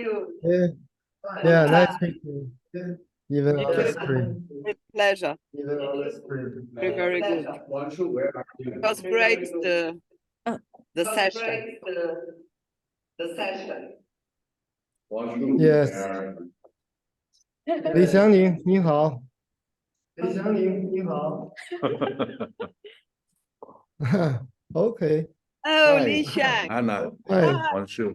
How are you? Hi. I would like to be in Good. Shanghai. No way. Yeah, Next let's try to make that happen. Next year. Wanshu, where are you? Paris? I'm in Zurich. Yes. Oh, Yeah, in ETH. Zurich. Yeah, Zurich. Yeah. Yeah, Zurich. Yeah. Okay. Okay, so let's start our second part of tonight. So at this part, we'll have a paper to be introduced by Maria Bernabe. Maria is a faculty is from the University is an instructor and a research at the School of Architecture, Urban Planning, and Design of the National University of Cordoba, Argentina. She's the assistant professor to the chair of Introduction to History of Architecture and Urban Planning, and assistant professor to the elective course named the project as research. She did her master's degree in housing management and development from Fort UNC, currently studying philosophy at the National University of Cordoba and is a member of the SECYT research project. And now, her topic is going to be about a total reflection between architectural criticism and politics towards a comprehensive thinking about architectural practice. Now let's welcome Maria to give us her presentation. And Maria, can you share your screen? Yes, I do it.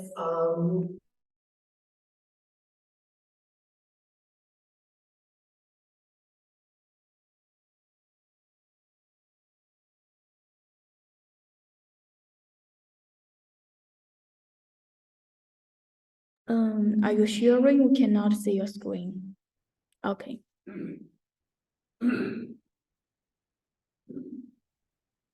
Yes.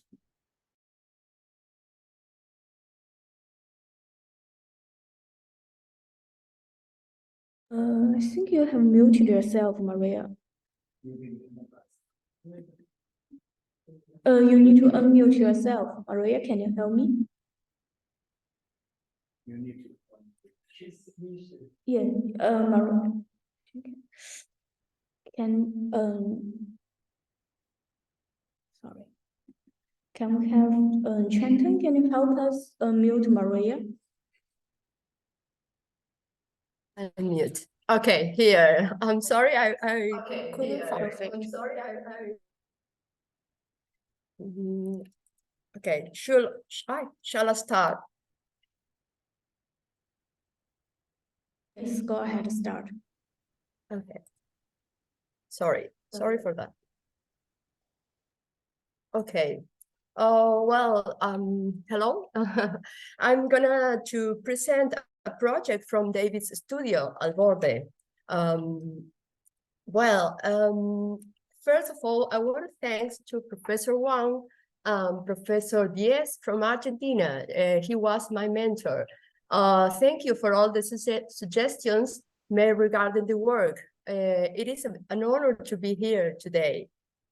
Well, to see this work within the concept of architecture as build criticism, we generate a kind of tactical reflections between architecture, criticisms, and politics to try to understand an alternative thinking of architectural practice. These ideas are exposed through the case of a study of the first sustainable public school in Chile, in the community of the Los Zárate, managed by the Uruguayan NGO TACMA within a public network of sustainable schools for Latin American and designed by Alborde architects within the participatory architecture.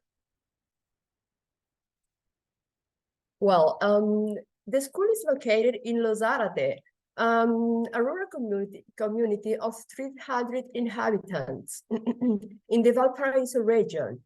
The Los Zárate is about 100 kilometers away from the country's capital, Santiago, and 10 kilometers away approximately from the coast. They have local problems such as thermal amplitude, advanced desertification, which limit access to drinking water, and also Chile is one of the most seismic areas in the world. And during the 2010 earthquake, the school was destroyed and rebuilt again. These issues are considered in the design process. The program proposed the construction of schools in vulnerable rural locations where various needs are met, such as adequate facilities for teachings, the development of a training process for builders, and also the reactivation of the local economy. This was completed in 45 days. Okay, we can see here a process through the floor plan. The Los Zárate, it is a rural school whose basic educational system is a part of a current educational national program with a multi-grade classroom from 1st to 6th grade. In addition, they develop an environmental program related to their context. So the design focused on the activities related to the environmental education. The cycle farm and the orchard that were previously located at the bottom of the backyard now is relocated at the center, together with a new entrance and a new building with a circular plan. This function as a multi-purpose room, emphasizing the idea of centrality, and also it is a pedagogical center for the entire community. The project also was combined the two existing blocks that were expanded on the border, these blocks at the border. Okay, the north building, this one, was dismantled, leaving the metal structure. A greenhouse was built attached to the classroom, so allows for passive thermal conditions. Then the kitchen and school canteen were relocated because they do not need thermal gain. Okay, therefore, they can keep developing an architecture with sustainable principles. The program tried to generate a self-sufficient modes. The architecture responds to the SDGs, environmental education, and also human values through mixed construction techniques. They have conventional construction materials such as cement, concrete, iron bars, or then they have local materials such as adobe, logs, straw, and also waste materials. Tires were collected, as well as plastic bottles, beverage cans, and glass bottles. Then we have the thermal conditioning system. The classroom have passive thermal conditioning through the greenhouse on winter, and then the thermal conditioning in summer is given by the Canadian wells. Then we have the water systems. There are two systems: rainwater collection with mains water, and then they have wetlands with great and black water treatment. Also, they have solar panels on the roof of the greenhouse that provides electrical power, and it has an autonomy for 4 days. Okay, now we are going to see the agents. The project was carried out under a participatory architecture with a collective and horizontal work. We see here on the left the NGO Uruguayan Tacma. They already have experience in building this type of a school. This is the third experience taking the architect's Michael Raynor construction method and his 6 principles of sustainability. But the Tacma NGO invite Alborde architects for the project design because they want a more Latin American perspective for the design. Alborde, well, I'm gonna talk about David a little bit, develops, I think, a collaborative experimental study. One of the reasons I think we choose these architects and this project because through their work, they have an aesthetic and political way of standing in the world that is consistent in part with their way of life. This position is generated from the edges of architectural practice, but not on the margins as they well define it. Also, because they make this type of architecture visible to be able to put it at the center of the agenda for the discussion. Also, they work with technicians in various specialties such as bioarchitecture, wetlands, several installations. Then the Lozarate community was involved also, and also 100 students from 22 countries. And then the work was was an artist residency with the collaboration of conceptual artist Luis Canitzer. Also, they had the support of many public and private companies to do the program. The work was divided into a first stage with a pedagogical course with classes related to construction, and another second stage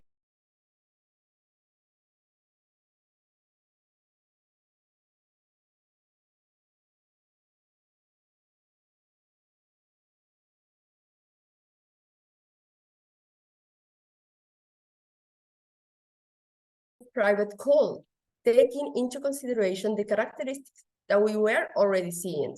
And also because 50% of the students have special educational needs. For example, some student has autism. Oh, well, see the tactical reflections. Okay, architectures becomes a build criticism, a political act to reflect on the play of conventions, also being different and the idea of change on multiple levels. Architecture works with a particular semiotics and enables to establish a position with the object built, affecting the entire image of the polis. Polis understood as the symbolic space where the conflict and its parts are played out. Okay, we divide these tactical reflections and in one hand, with space and materialization, with the criticism focuses on the concept of location, project design, executing of educational works. And then on the other hand, we have the social practice. The criticism focuses on the systematization of teaching, also allows some global problems to be made visible. We start with the space and materializations. Locations, one, allows rurality to develop, and that means that fewer people will need to move to cities because innovations and possibilities no longer pass through large urban areas.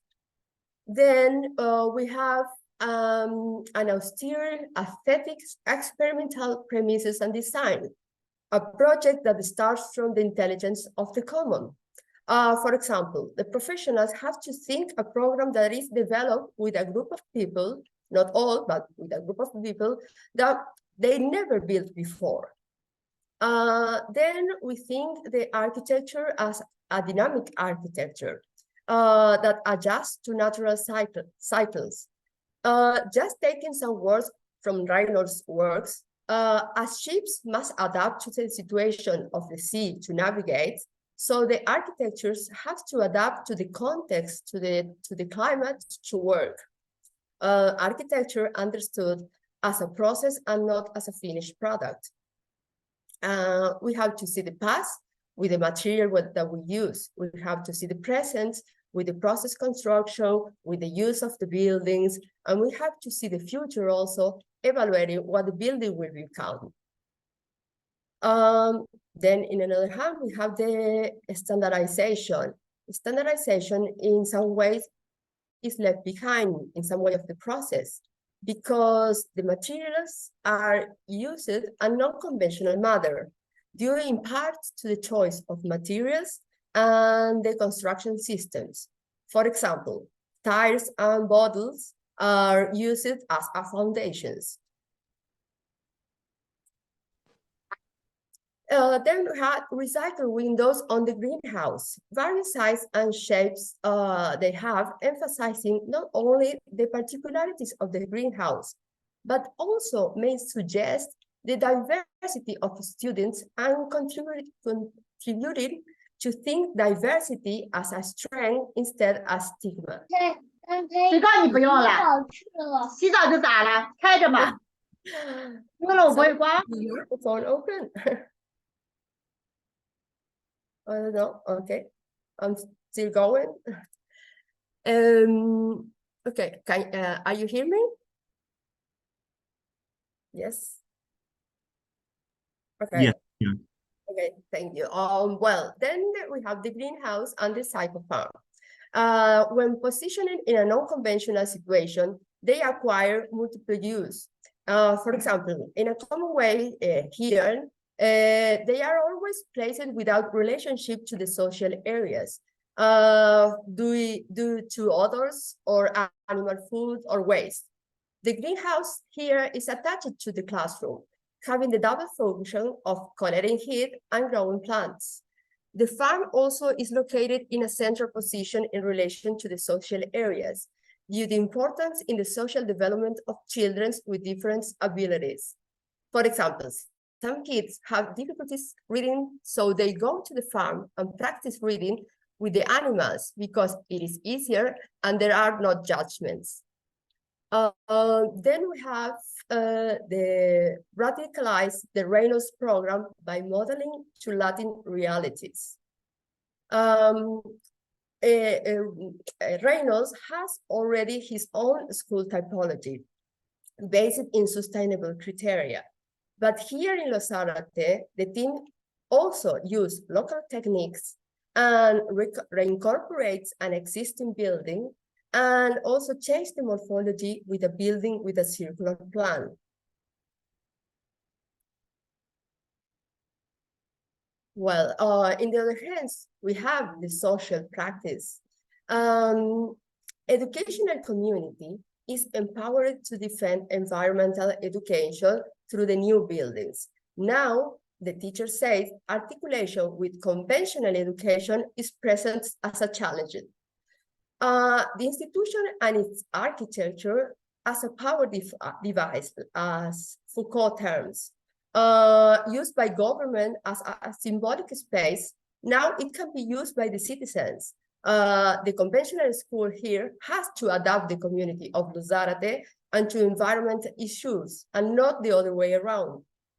Then we see the role of architects. Is a dynamic role, changed during the process from facilitator, mediator to project manager.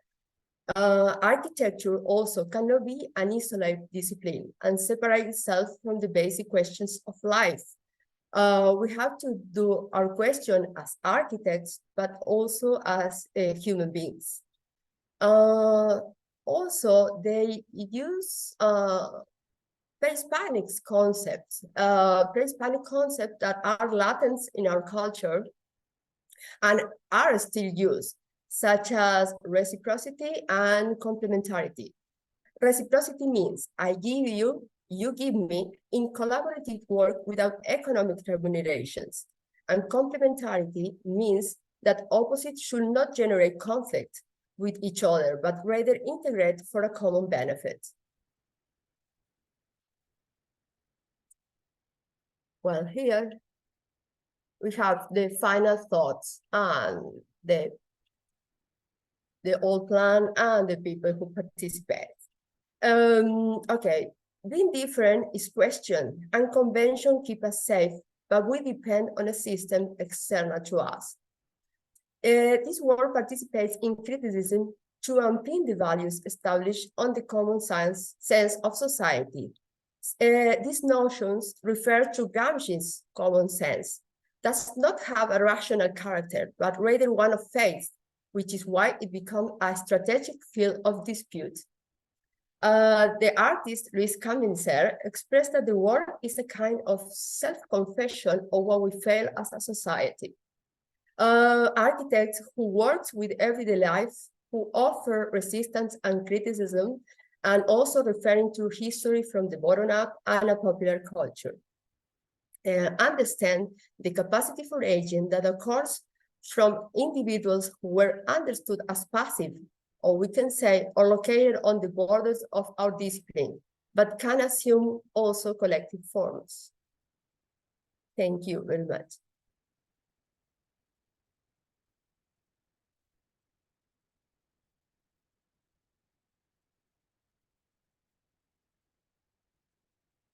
Because we only have 5 minutes discussion, I'll just have maybe leave one question for you. Maybe David, do you want to give some comments on Maria's research project about your projects in Chile? Just say us your word. Hi, Maria. Hi. It was a big surprise to see your presentation and to see some pictures, actually, because I don't see some of your pictures. And I really want to know, where did you find all of the information? Because Yes, there is I a few look for a information lot. about the project. I look for a lot. I took some images from your page, from your web page. But it was a little bit weird because I used to look for the information on books. Always I was looking for books, but I have to see a lot of videos, Takuma videos, from the NGO, your videos. Like I think it was a new kind of looking for the information that was really good. It was a good experience. And I had to take the picture of the videos. 10 videos. 10 videos.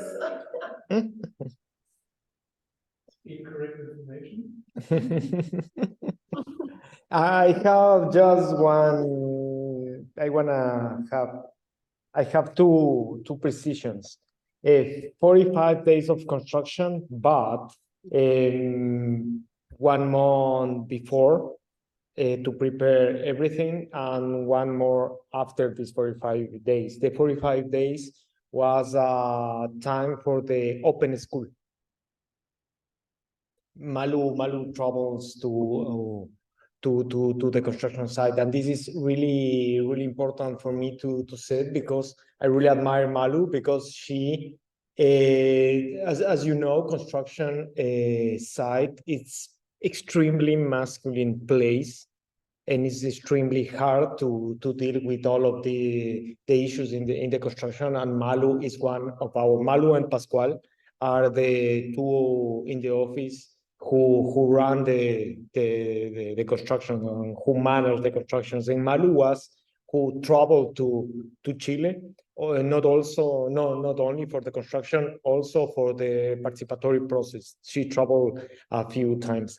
And the other thing that I really like about this project is this very short time. We only have 1 year from the first travel to do the first workshop to the opening of the inauguration of the project. It was very intense, and the time it's very short, because in this kind of projects, if you extend the time, maybe the sponsors don't give you the money, or maybe the municipality don't want to support the project, and all of these issues. And finally, the windows are different, not because the diversity of the kids are different, because we are in very close to a ex-aristocratic beach, and when the train arrives to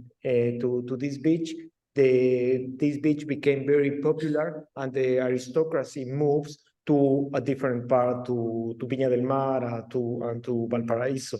And there was a big houses without use, and there is a very big demolish business, and they disassembling the houses and sell the parts. So you can buy doors, you can buy windows, just the elements. And when we discover, when we visit and do all of the research about the history over there, this is very important, this history, because it's part of the proud of the local people, and they do some trips with the students to visit these, they call castles, actually, these big houses.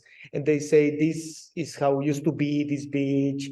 And we try to do something to bring some history, because we can buy these windows, and we bring history to the school, in order that also the main facade was part of the history of the place. That's one, the precision. Thank you so much, Maria. It was Thank you really for the good. information.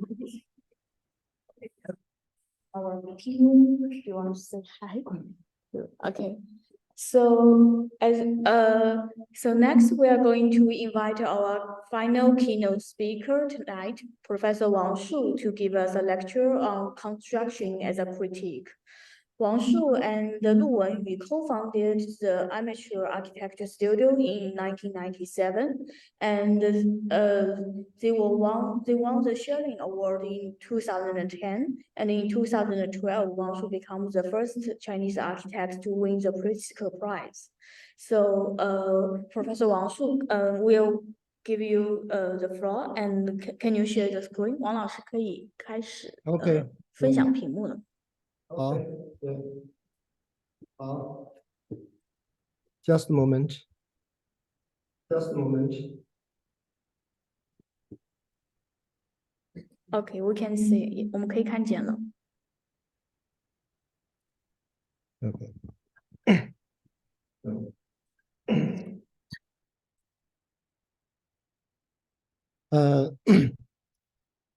I think I'm very happy can speak here, because this forum is have a special meaning. I think we talk about architecture, especially architecture build. Is it can be a critic? I think it's very important discussion. For us, for our studio, the build is not just being built. The build almost includes the implication of memory. The build usually is includes the materials, is be recycled and be reused in the construction. This is our way. But why we do this? I think this have a special background of in China. So now almost every architect all over the world, we know, and China have incredible fast development, especially in city. In past 30 years. For example, this is the Beijing. In fact, if I don't say this Beijing, you don't know it's where. It just means some new city, huge new city. Some people almost think this means the future. It's a future huge new city like this. You can see the very good infrastructure, the highways, the high-speed train system, and the high-rise building. Usually they use the concrete, and they have a lot of landscape design, lot of trees. It not just means it's a concrete forest. They have a lot of trees between. So usually the people think this is the incredible, beautiful new future. This, this is a very typical, very famous building in Beijing. It's about the Olympics that we built in the 2008 for Olympics. You can see the totally new material for this swimming center. And also you can see this high-rise building, they have a very strange form. Somebody tell this has some very special Chinese traditional counter meaning. I don't know. Even me don't know. It's very strange.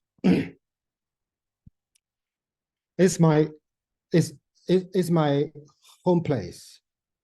Yeah, I took this photo in 2012. That's that day I got a prize in the Great Hall in Beijing. And after meeting, I go back to my home place. They do the demolition for this Hutong house. I have my childhood time here. It's I think many Chinese people meet some situation like this. This means you have lost, totally lost your memory. That's our, my studio, amateur architect studio is in Hangzhou. And this is the map. Because I think not everybody know Hangzhou is in there. So the Hangzhou is here and a little bit in the south of Shanghai. Why I stayed Hangzhou? Because I think maybe Hangzhou is the most sustainable city in all over Chinese huge metropolis. Hangzhou is the most sustainable place. You can see this painting, beautiful. It's a city center, incredible. It's a large city, the city center. It's totally about the landscape. It's in past 1,000 years, no change. Similar to this painting. It's a painting in Song Dynasty, 1,000 years ago. No change. But in fact, they have the big change. Another side, you will say they have a lot of Paris building here now. And so usually when we talk about the city like this, you can have a new building, old building, totally mixed together, similar to the memory and the reality mixed together. Usually architects will talk about what's a different way about urban planning, about city design, about basic concept of architecture, about different form, different prototype, different way about landscape, something like this. But in fact, when we see the picture like this, for me, as a experience of architects, I have a lot of practice. This means the most basic way about the architecture here is totally different. The huge one and the small one. It means a totally different, two different world. And the one world is the sustainable. It's not just means the tradition. It just means a different way. It's a sustainable way. But a huge building, modern building, it all means unsustainable. It's huge, too huge. In fact, our really life, I think, like this, that the memory still exists in the reality, but just people just don't care. For example, we can see the painting, it also means 1,000 years ago. And when we do the research around Hangzhou to the countryside, the village, we will find almost the same thing still there. Very beautiful. It's this kind, this village like this, they have sustainable exists there for more than 1,000 years. It's the totally means some sustainable system. You can see this incredible, beautiful things, very high skill construct, but just mean the common people can do. The village like this. So we do a lot of research in this village. It not just means that we have some, we just prefer some traditional things. In fact, we want looking for some different understanding about basic concept of architecture. For example, you can see the material like this. Every piece is a small, very small pieces. In the ancient China, we also have a large scale material time. For example, 1,000 years, 2,000 years ago, the brick is huge, the tiles is huge, similar to Roma. But the system after the 1,000 years till to now, in fact, the China's traditional system have a big change. Usually, I like to talk to these topics. China have lost at least 2,000 or 3,000 years. This means we meet the many time environmental crises. For example, they built so many buildings, finally no trees on the mountain. We have many documents talking about that. Then the people have to change their architectural way.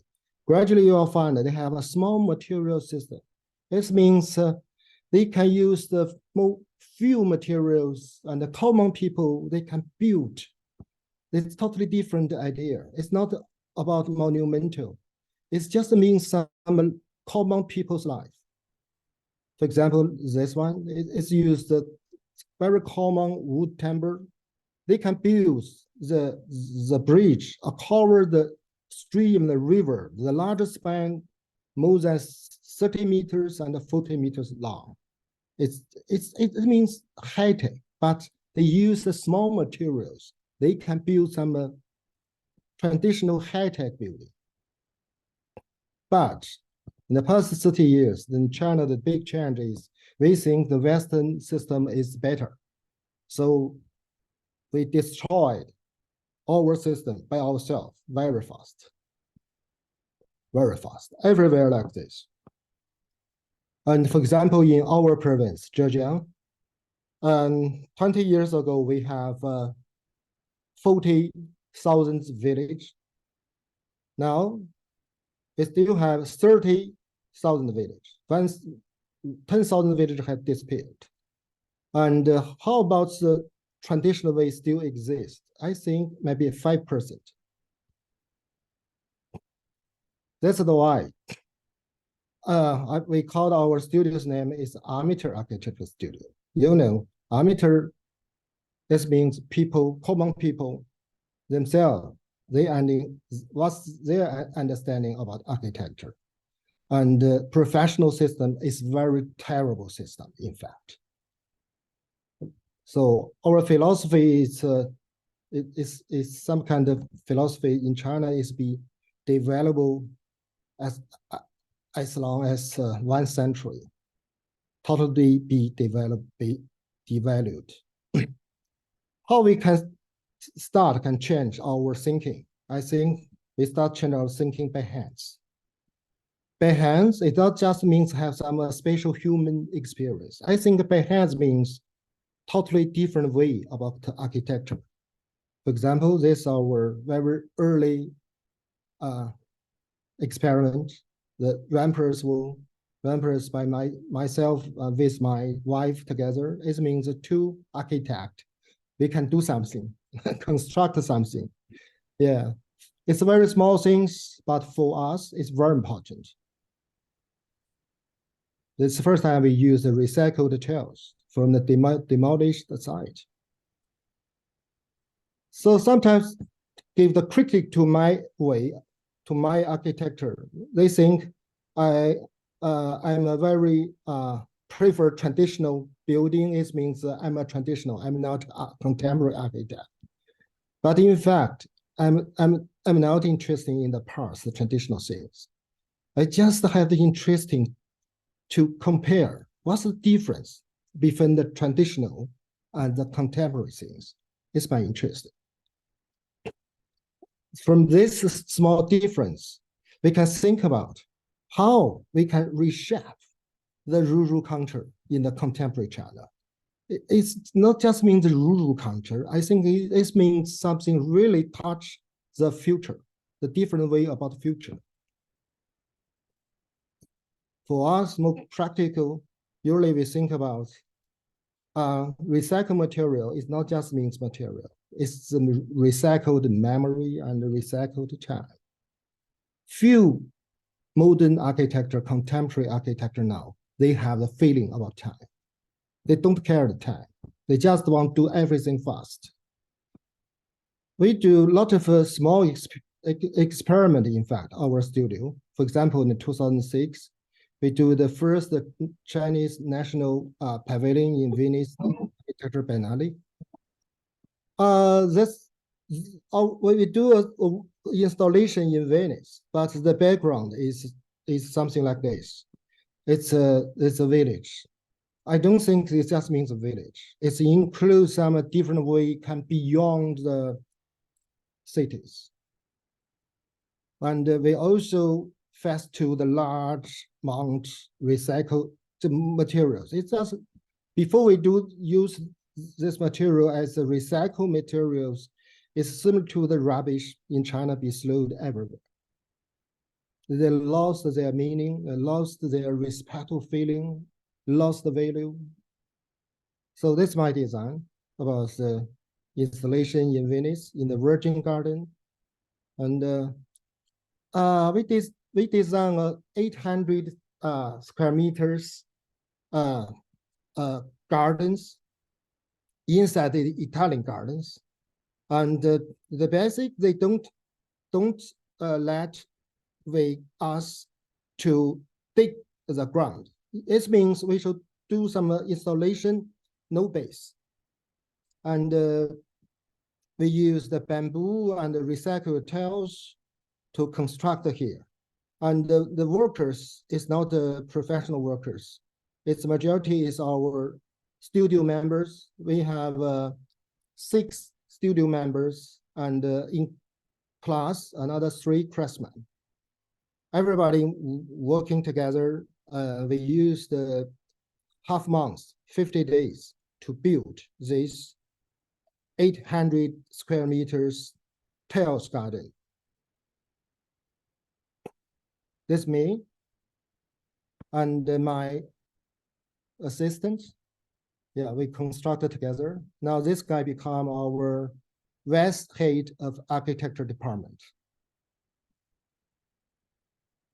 This is the result. It's very funny. It's you find definitely you use a different ways, and this tiles garden similar to some living things. Very important, beautiful, and also similar to Meru. They can reflect the shadows of the big trees. We built this bamboo bridge, and the people can go on. And when they go on, they will find all the building is elastic. It has a feeling about elastic. It's different. It's not just mean installation. It's some place the people can use. It's very near the real architecture, real buildings. For us, it's very important because we not just do this like the sculpture as some exhibition. We have some more construction discussion inside. For example, another one, we move this tiles garden materials in 2012. We moved it to Berlin, rebuilt different things. So it's a new things, but it have memory, includes the memory in Venice. We use more material is timber, wood timber. We built a theater here with 5 or 6 German artists together. They are not workers, they are artists. We're working together, and because they don't have too money, so they will control the cost. The artists no work that time, so they join us. They can earn some money, and we're very happy working together. This guy is urban. It's I think a landscape designer. This guy, it's very funny. This guy is a sculptor. In fact, it's a very large scale construction. We finished this huge structure just used 1 week. This means we have very clear thinking about the whole construction process. Very important to us.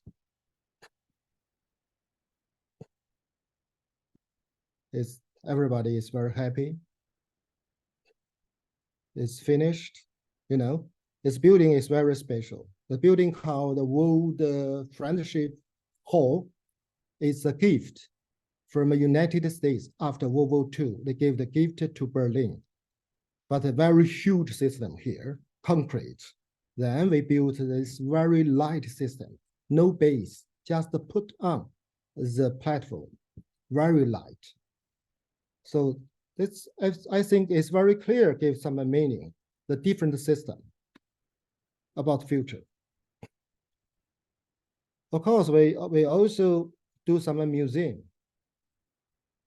And the museum is, I think, not just about collection. It's also about memory and time. It's typical building. It's a Ningbo History Museum. In fact, it's a huge one in the new city center. And in China, the architect, usually we face to very terrible situation. When you start to the design about this new museum, you will find they have an empty place. They have demolished all the city village in this area. Then they have a totally empty place. Then they invite architect to do something here. No any context, no history, no culture. It's more similar to invite you to design something or construct something on the moon or the Mars.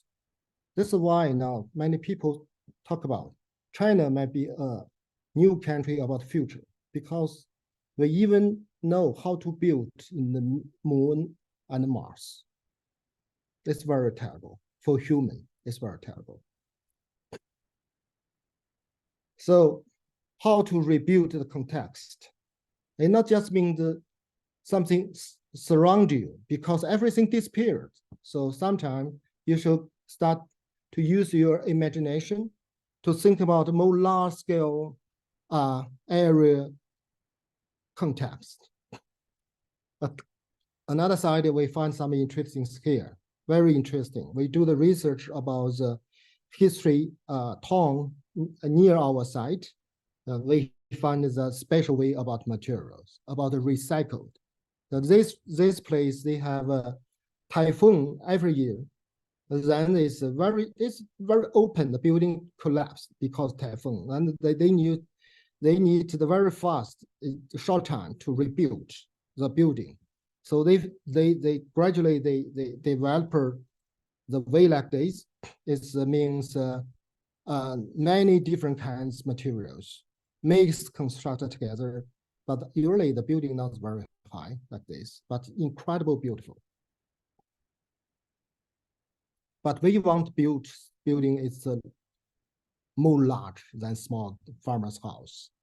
So more similar to, for example, we can find some models in the 1,000 years ago. The Chinese usually more like to have the discussion about the environment, about nature, about the mountain, about trees. In fact, for me, it's more similar to some different building. It's come from the nature, totally nature things. So we want to design some new building like this, totally use the recycled materials. And of course, it's very high. It's far beyond the traditional way. So you have to talk about to try some new way.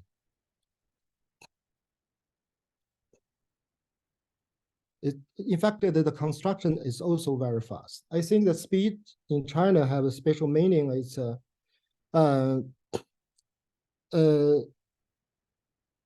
they can be very elastic to adjust. Usually, the speed also means something. Some ability. How to change the reality. On the other side, the speed means you do something very fast. This is also saved, I think, saved the carbon. This is the phase. It's the building be finished like this. In fact, it's very huge, and more than 30,000 square meters, and totally be finished within 2 years. You can see they mix the system concrete and with recycled materials.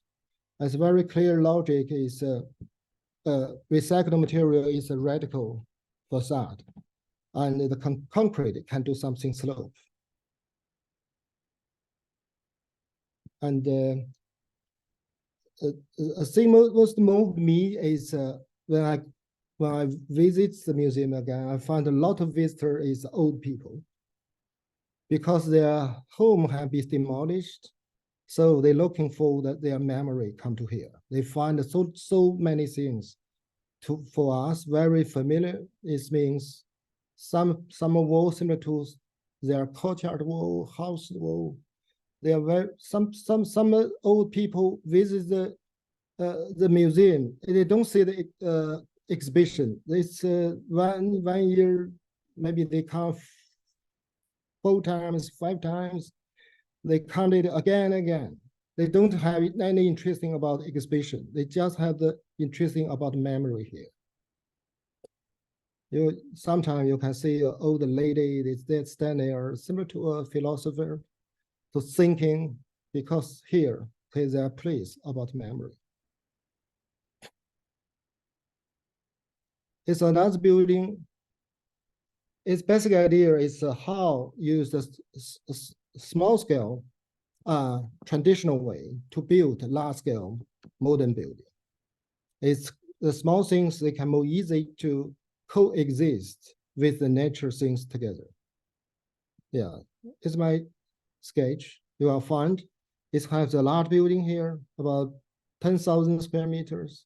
But in fact, under the large roof, include so many small buildings here. It's more similar to one roof, under the one roof, a village, like the secret here, exists here. Like this, you can see, we use the recycled tiles, bamboo, and rampers wall, a new system. And usually we do some architecture painting like this. For us, it's not just about painting. It means some special way how to recompose memory together. So for us, memory is similar as a design. For example, we visited a very small, it's a small Buddha's temple in the very deep mountain near our city. You will find it's totally mixed with the nature together like this. And they use a special way to control the hot weather and the degree temperature inside the building. And you can very clear way about construction, very clear. Every step is clear. Materials. So I learned a lot of things from the traditional buildings, and it's been for us so many different things be mixed together. That's our way. For example, you can see this is our new building. They have some structure like this, but they have directly the basic principle come from a traditional building, but the way is different. In fact, the material here is not special.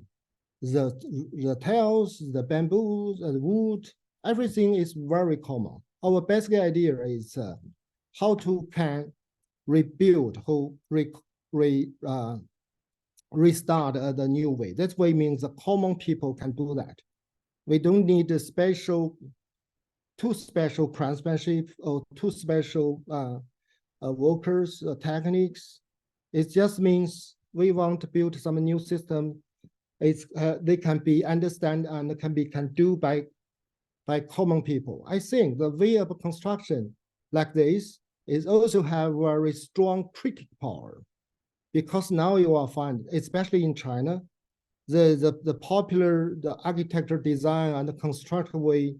In fact, it's not about architecture. It's more similar to the people want to do some exaggerated scenery, and usually they do the construction very rough, very fast. They have a lot of mistakes there.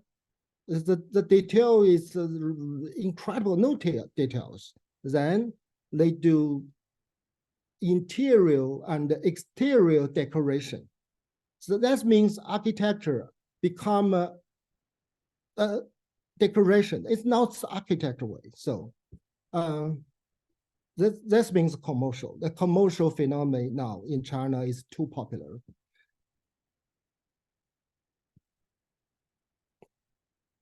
Now we use the short time to show our new work. We finished this new work within the past 3 years as the COVID pandemic time. We finished this new work in Hangzhou. It's a national archives of publication and culture in Hangzhou. It's very large scale, a little bit more than 100,000 square meters. Very large scale.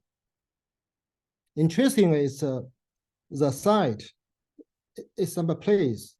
The modern people have destroyed the environment like this. They dig out the mountains, they gas the stones to give the city to construct the concrete. And then the nature becomes something like this. It's more similar to the ruin of nature. And our basic way, if you want to build the so huge modern building here, how you can like the building can coexist with the nature together. The basic standard is we don't like the construction company to destroy anything about the mountains, about the trees.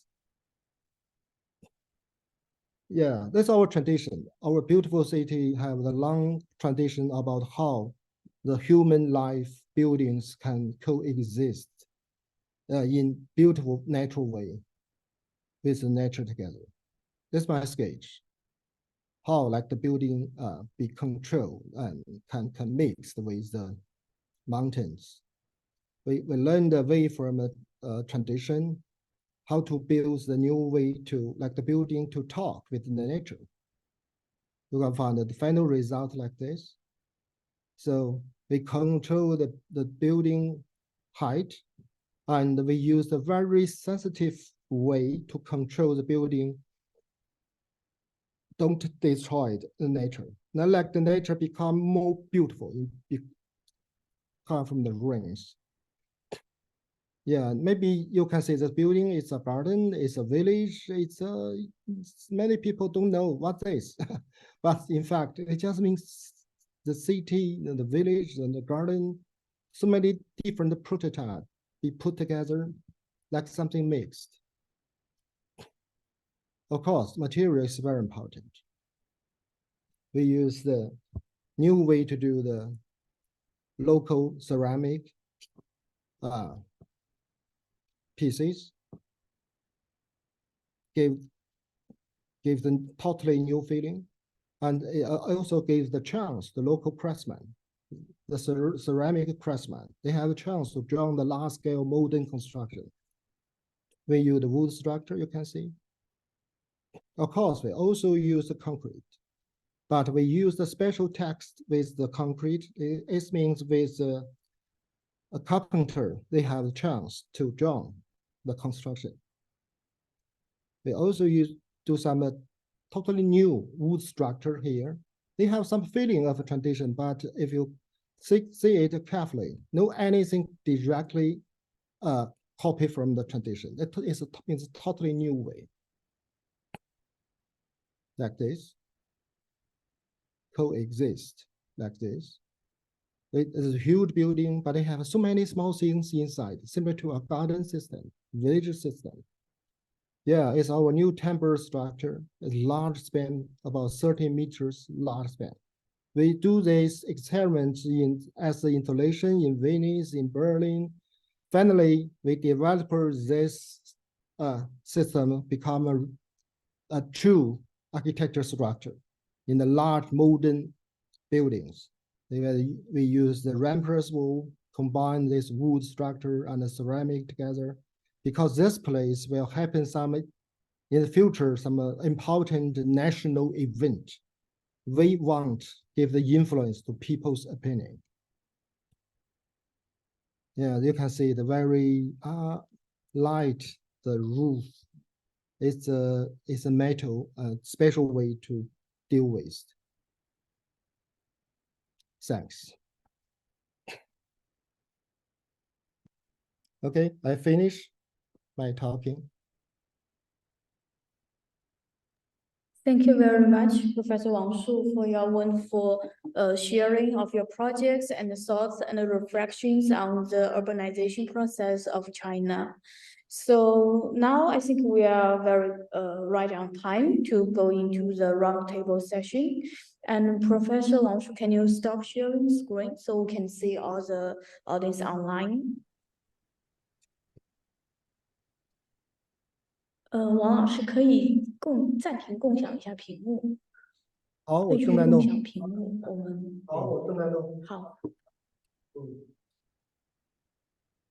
So now I think, do we have any questions from the audience? Maybe offline at the Tongji campus now.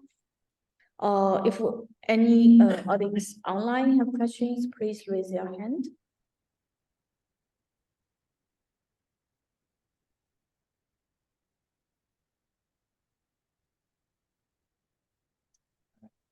Yes.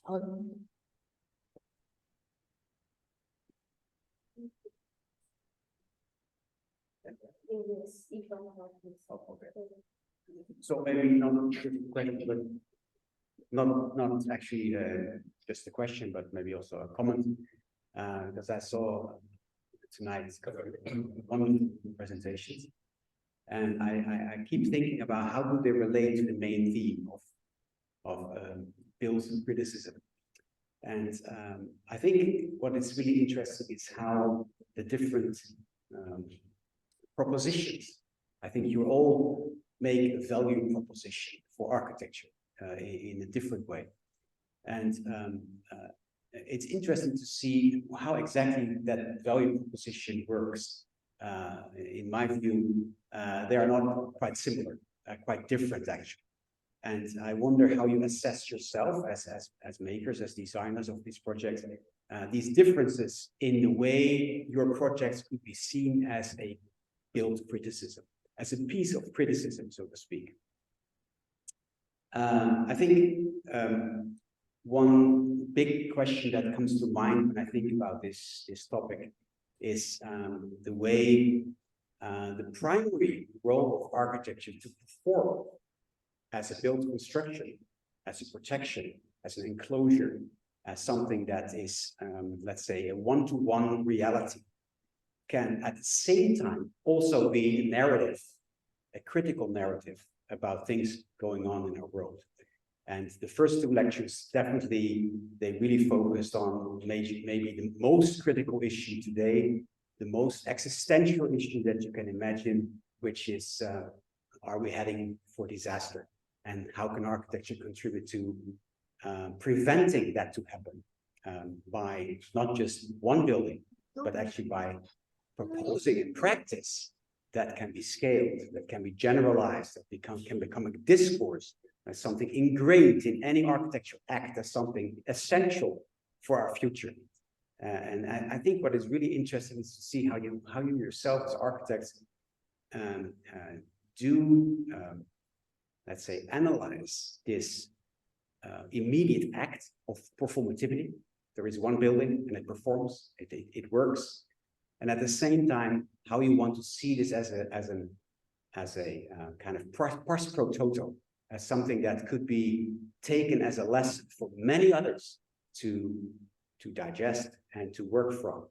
And in that sense, I also see quite a difference in this proposition between the first two speakers and the last one, in a way that it occurs to me that in Wang Xun's work, this critical layer is much more, let's say, it's not so direct. It's not something that is just a theory. He translates that into even the choice of the materials and the reuse of those materials. And as a matter of fact, as a consequence of that architectural gesture, there is a lesson for many to learn, especially in a country like China, that could take this practice as a lesson for many others. But I wonder, because you are here now in the flesh, I really would like to hear from you how you see this translation from your unique value proposition at one particular site in one particular country with a one particular set of people involved as something that many can learn from, even on a global scale. how does that work? How can you contribute to discourse and make it not just a critical piece of architecture, but actually a piece of criticism in architectural culture today? I hope that makes sense. Question for or sending the Yasmin? Well, as I said, it starts with a comment, but then my immediate question is to the two first speakers to consider how that works.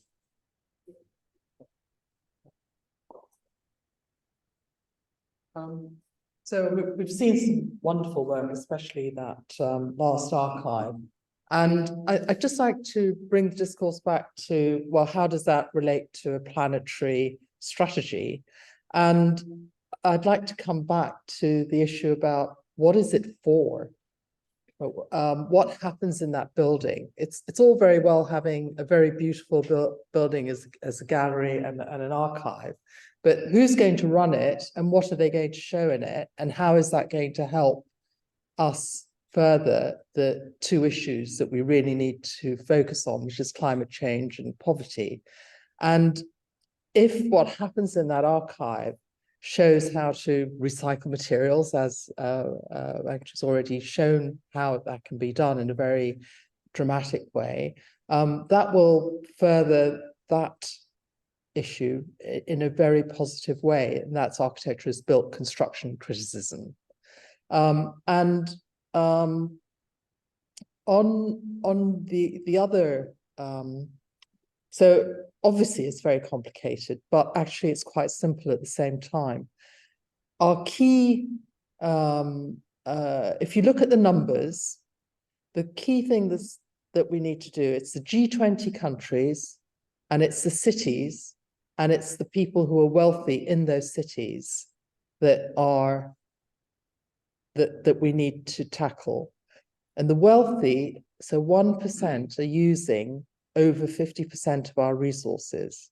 And most of the American cities, because they have such a large footprint and because they have the money, are using enormous amounts of carbon. So they've got a really difficult problem about how they deal with suburbia and politics and change their culture so that if you're wealthy, it's no longer acceptable in your culture to waste.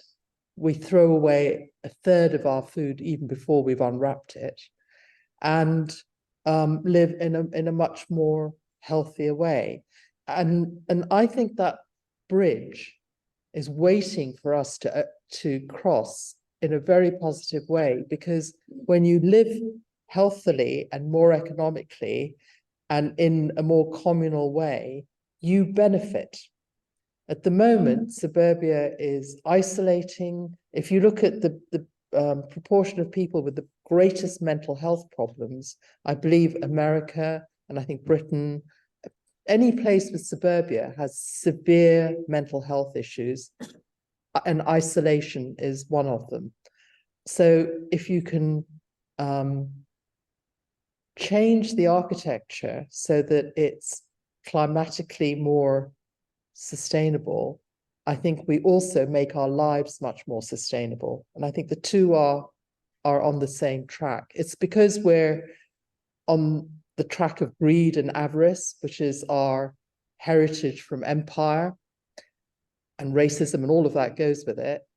If we can come out of that culture and accept that we're all human beings, we're all on one planet, and we all have an equal right to the resources, I think we could flourish.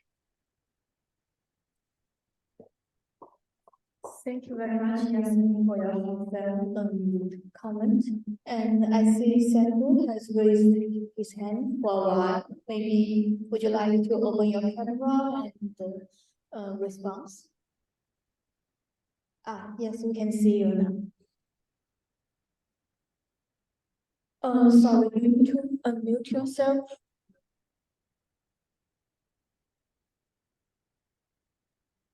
Yes. Thank you very much. I think it was a very, very impressive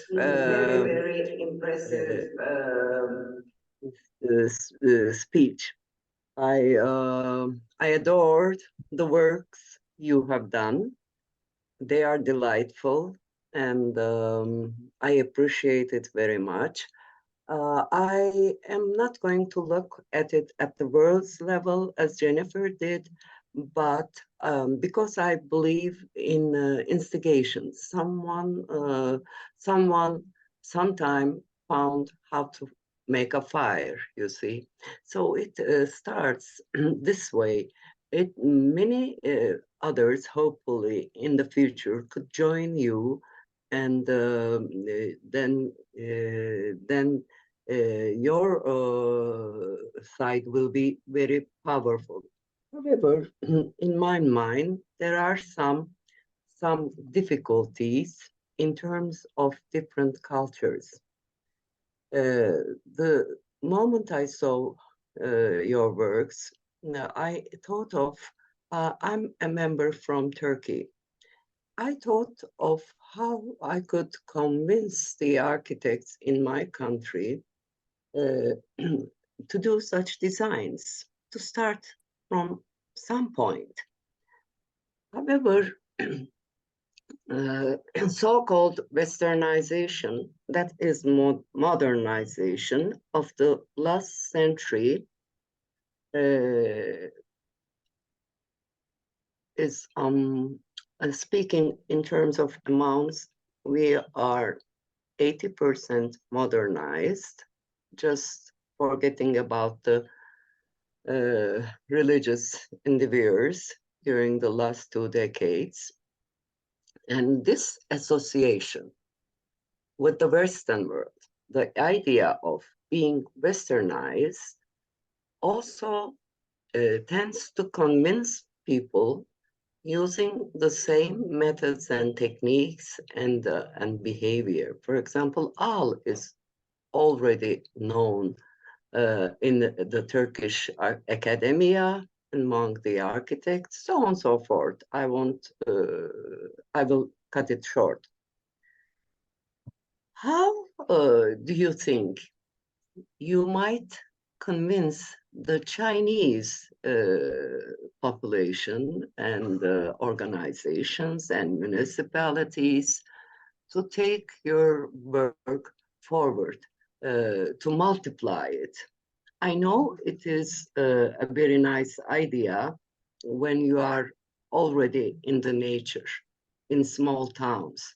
But how about building 50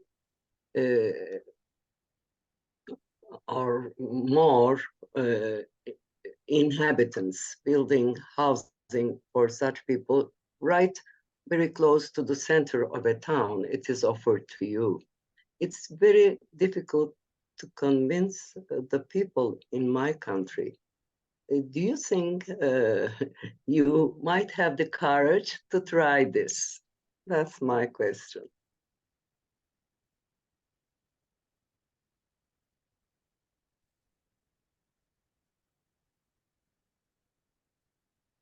I'm finished. I'm finished.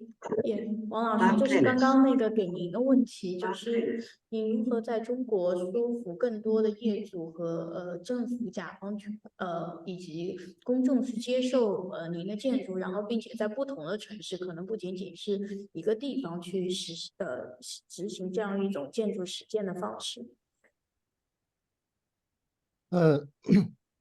It's asked me. Okay. It's asked me. Okay.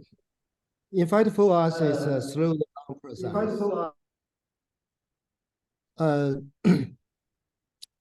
It's in the beginning, it's also very difficult. But I think most important things, you should really do something like the example.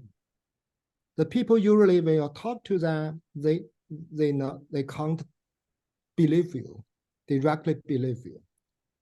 But if you really do something like that, like they say, and some people will understand. Of course, they need a long process, but we do that, insist along this way, no change. When the 10 years pass, you will find more and more people understand. 20 years passed and the government believe you gradually. And for example, this archive building in this new works, it's a national building. It's the first time in our city have a national building, you know.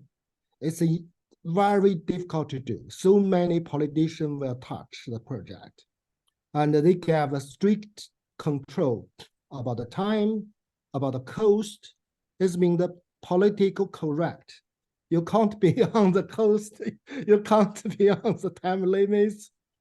But we still can use the so many experimental way here. It means why construction experience becomes so important. We are not just means architect. We are some new craftsmen. We know the totally system about constructions, and we can control the all precise, very precise. Of course, every state is a struggle. The people don't believe you and you should do something totally beyond what you should do. But if you really want some ideal things become reality, you should struggle. For me, for us, for our studio, almost every day means struggle. Yeah, we believe something in the future. And this is our basic way. In fact, finally, this project, this archive, we totally controlled within 2 years, very fast, and incredible high quality about construction, beyond any people's imagine in this area. And finally, all the cost be controlled within the beginning standard. Very successful. I think this all means some critical power. It not just means economic things or something experience. For architects' works, everything is important.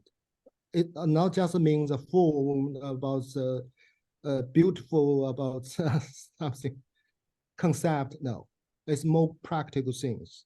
Very important, especially for sustainable effort. Thank you. Wonderful.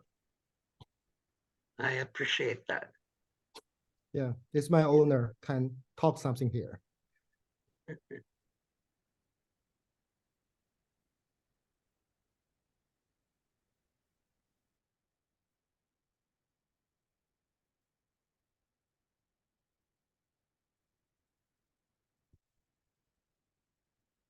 Hey, 教授，你好。David Barragan.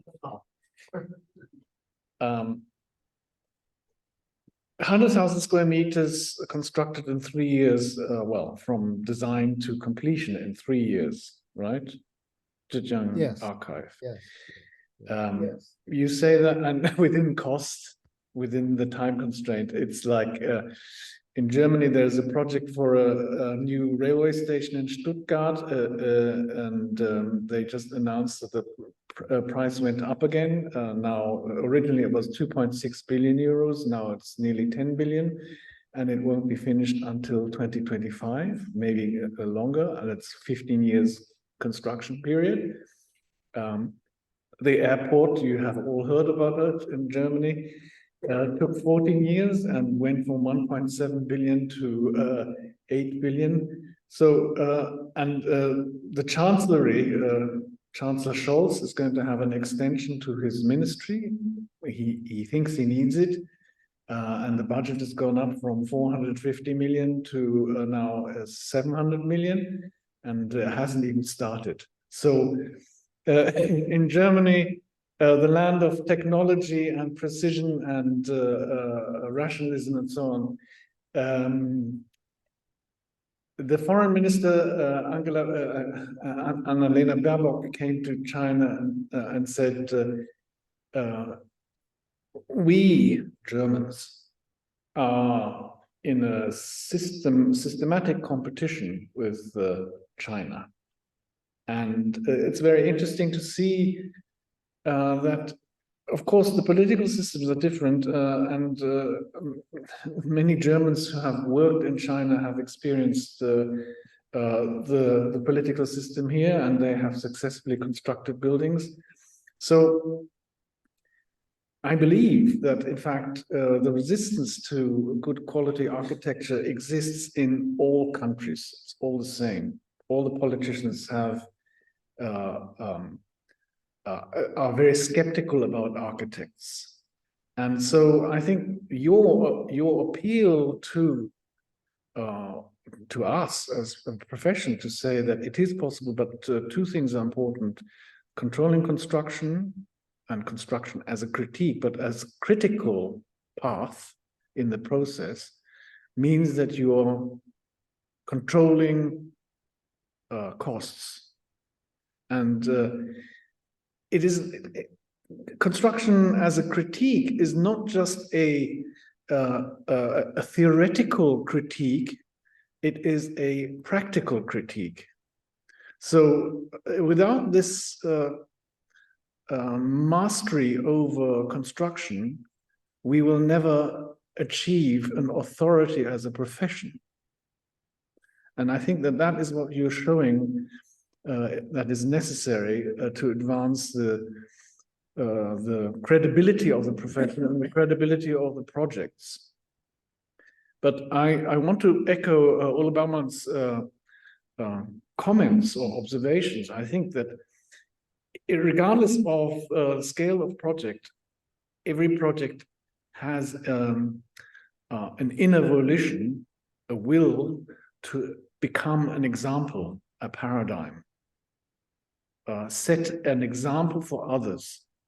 And I think that from that point of view, the projects that David showed are as important as the projects that you showed. So the idea that you can take a school project or whether it's for fishing village or for a place in Chile, and ensure that through the daily contact that the pupils and the teachers have and the general public, if they use the school, that they come in touch with something like that, means that they start to learn the potential of architecture.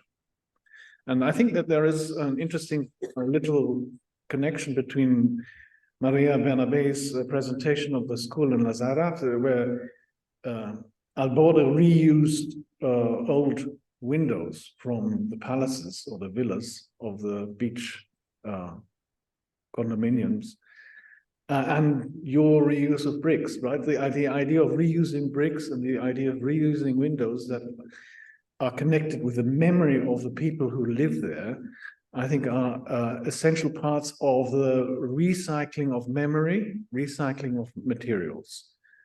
And so I just close this comment with the idea that the idea of circular regional economy is the model that I think is the future. It's not globalization.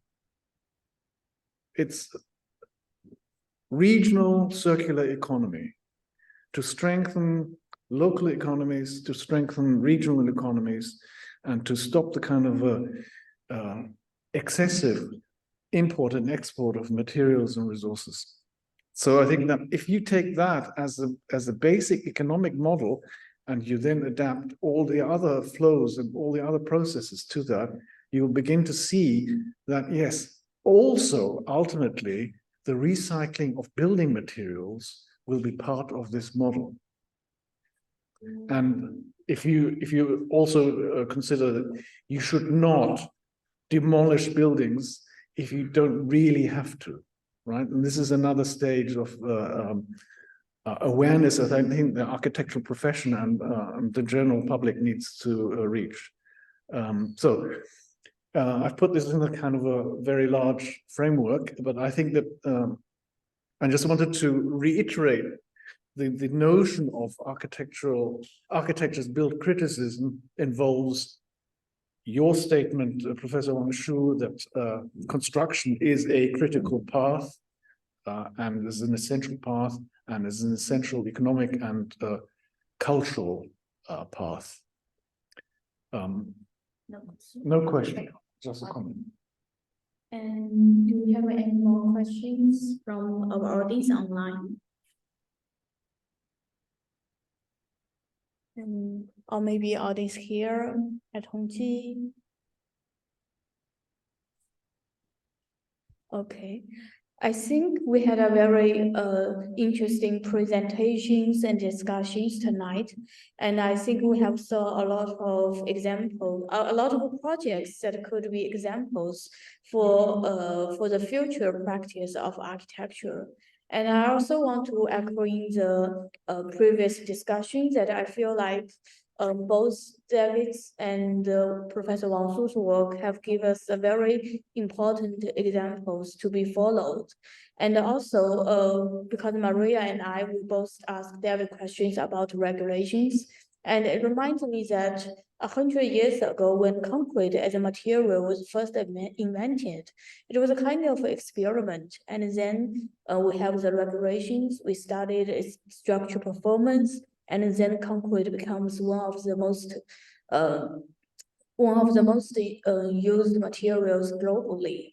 So I feel like as more and more architects began to experiment with local material and local building techniques, there's a possibility that we can become more aware how to use them more systematically and with a kind of more knowing their performance better. So I think there's a way that moving forward from this, from the projects we have seen here and from the discussions that we have here. So I would like to conclude this session with our thanks to all the keynote speakers and also our paper presenters, and as well as our online audience and audience here at Tongji. Thank you very much for your participation. And we are going to have our next session at next weekend, October 21st and October 22nd. And we are looking forward to see you then. Okay, thank you very much. And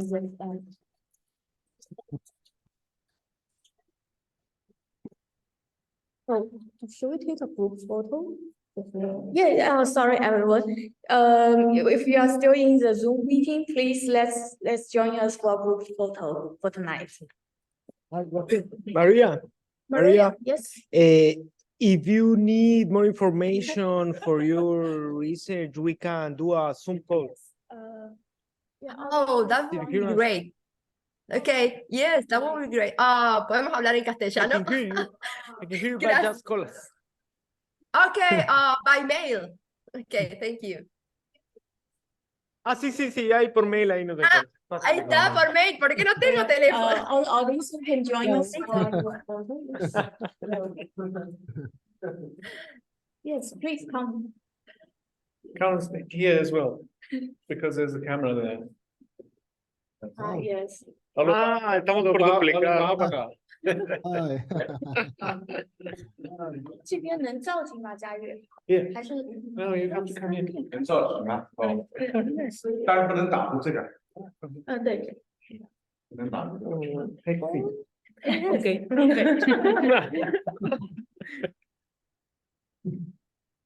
Okay. Cheers. Thank you. Okay. Bye bye. Bye bye. Bye bye. Bye bye. Wang Shu. 好，再见。 Thank you. Meet you, Wanshu. Thank you. Nice to meet you, Anshu. Hi. Good to see you. Hi. Good to see you. Yeah, see you in China. See you soon, I hope. Oh, hey. Enjoy Switzerland. Yeah, thank you. Thank you. We will leave. Bye bye. Bye bye. Bye, Trent. Bye. Thank you so much. Bye, Trent. Bye. Thank you so much. So there will be one more weekend.